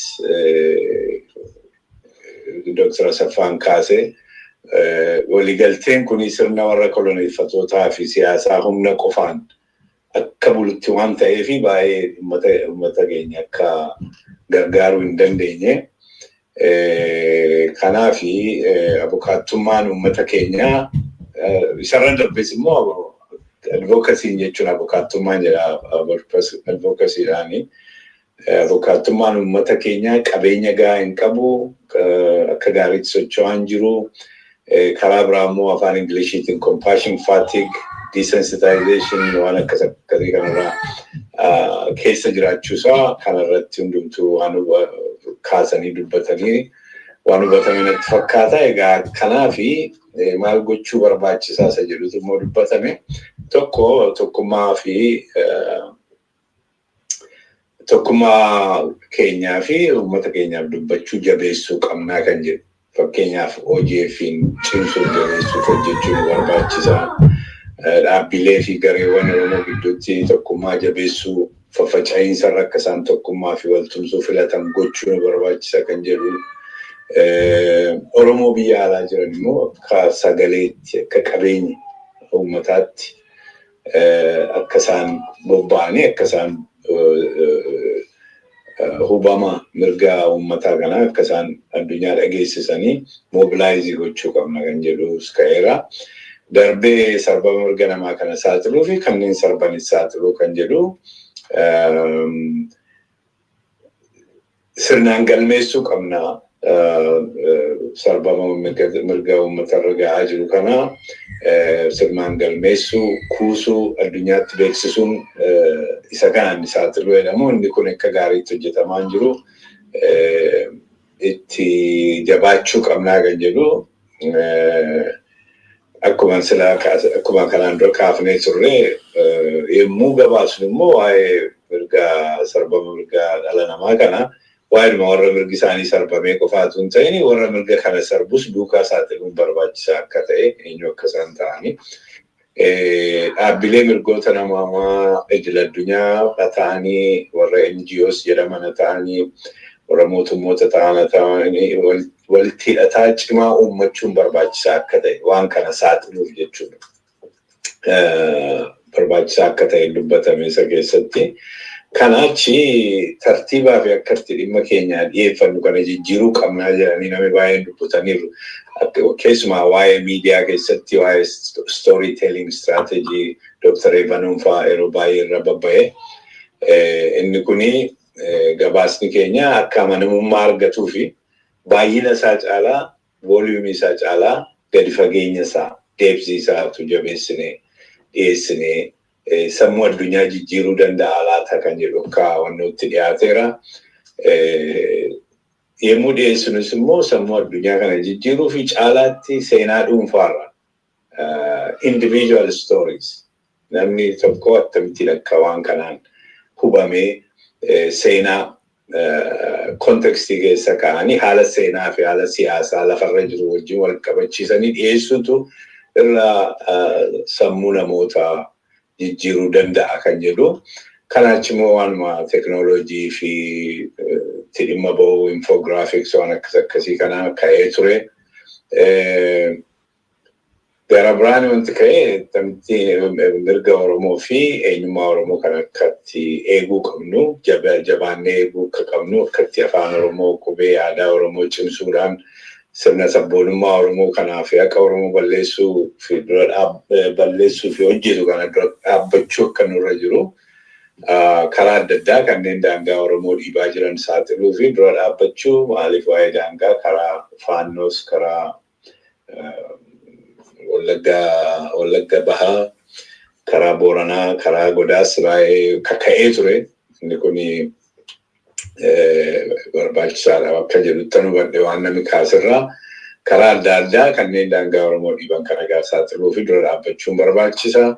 Uummata Oromoo mirgoota isaanii barsiisuu fi seera idil addunyaa jalatti qaban akka falmatan kakaasu, jajjabeessuu, qindeessuu barbaachisaa kan jedhu.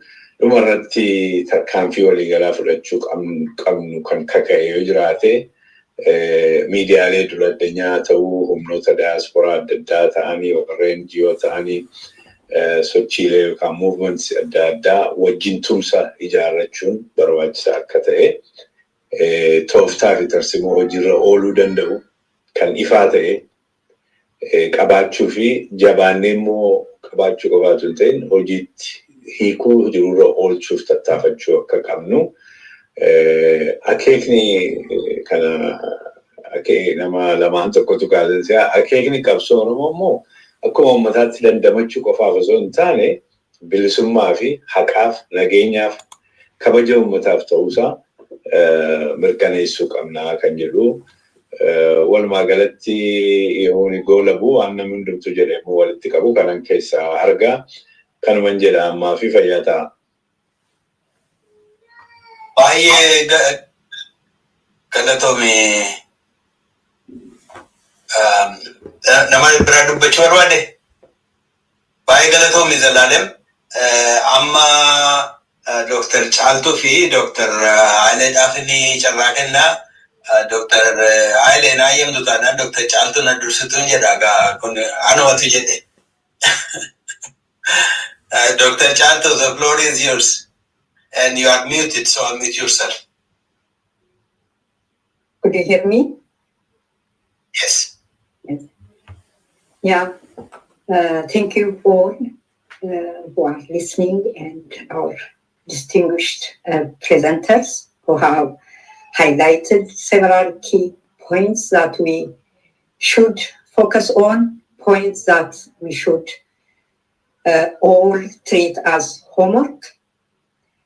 This includes building connections with international media and journalists, as well as understanding how to conduct effective advocacy work, just to name a few.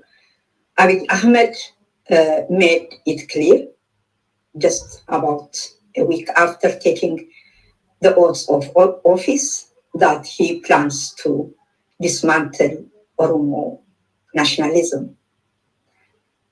This should be a wake-up call to those who may have still placed their trust in him. We must keep in mind, while Oromos in Oromia are under total security control, many in the diaspora have chosen to remain silent. Violation must not only be documented, but also actively challenged and defended against. Tomorrow, as we discuss what actions to take in the short and long term, we hope that everyone here today will participate and that you will also inform others who were not able to attend today's session. Thank you very much. Thank you all. See you tomorrow. Belatomi, Dr. Chalto, Dr. Haile. Okay.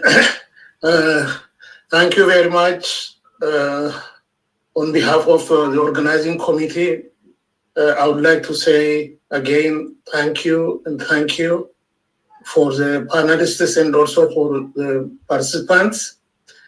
And we call this meeting, this conference, because of the ongoing discussion about the slowing down of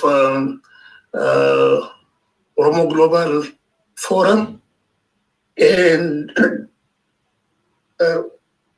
we are thinking about today's conference as a beginning of bringing back Oromo Global Forum to the organization that used to function very effectively. And based on the evaluations that we made, why the OGF activities have slowed down, today's conference has confirmed that we do have a very good hope that the Oromo struggle is continuing and that people are still in the process of working on how to resolve the problems that we are in. And this brought to us a big message that at the time of activity slowdown, it does not mean quitting. Today's participants have concluded that quitting is not a solution, and Oromo struggle does not have the luxury of quitting from what has happened.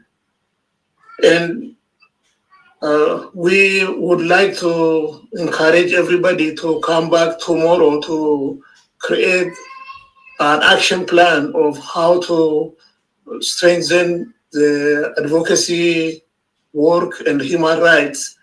And the world has, even though it has taken a long time, have started realizing and documenting about the problem on the Oromo people.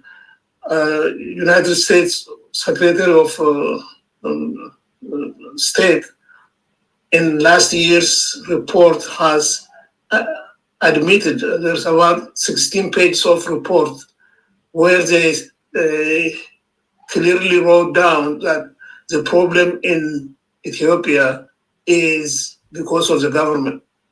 And this week, again, United Nations and its report has confirmed that the problem that is happening in Ethiopia is because of the government, and this has come out officially.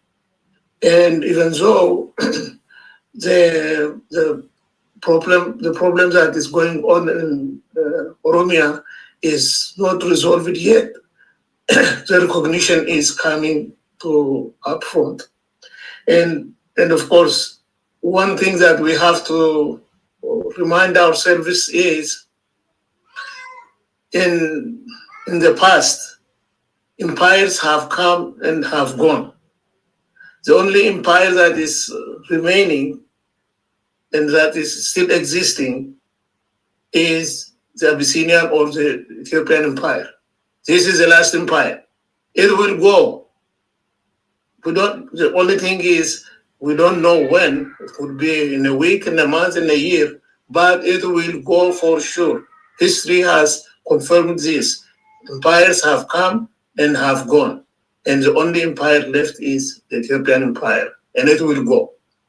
And based on these premises, let us come back tomorrow together again and at least create some action plans for the advocacy committee and then move forward.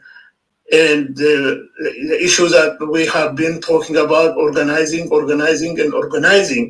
it will start with bringing Oromo Global Forum organizations that have been working together, strengthen that again, and continue. And there is a very good chance that a group can come up and bring both the leadership of Oromo and the fighting army together, so that the time of independence and emancipation should be very near. And again, thank you very much for your participation. Thank you very much for creating that there is hope again for us to go forward and move forward. And I would like to stop here and see you tomorrow at 11 p.m. DC time. 11 a.m. Oh, 11 a.m. Sorry, yeah. 11 a.m. Yeah, finally, I thank everybody, our distinguished guests and panelists who have presented very insightful presentations today. Tomorrow, our program will be mainly about the Oromo human rights groups. So the human rights groups will meet again tomorrow for a short duration for about an hour or maximum of 2. The program begins at 11 a.m. Eastern Standard. We'll use the same webinar link as today, and hopefully many of you can come back and join, and you can ask questions, but would mostly be a discussion among the Oromo Human Rights Group, how to collaborate, how to work together, what are the challenges facing each of the organizations.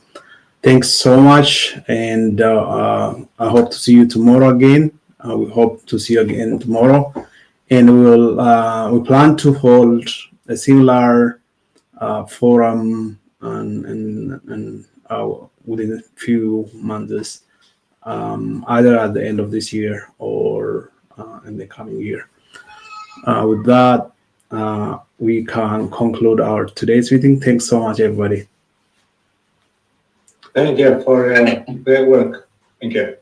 Yeah, for our online audience, we will clean up our today's meeting. The interruptions happened to us. We'll clean up that, and the audio that was cut at the beginning, we'll also fix that and rebroadcast the whole forum. Thank you. Excellent. Can I have a word? Yes, please. When everybody's gone. Oh yeah, I see. Sure. Wondering where and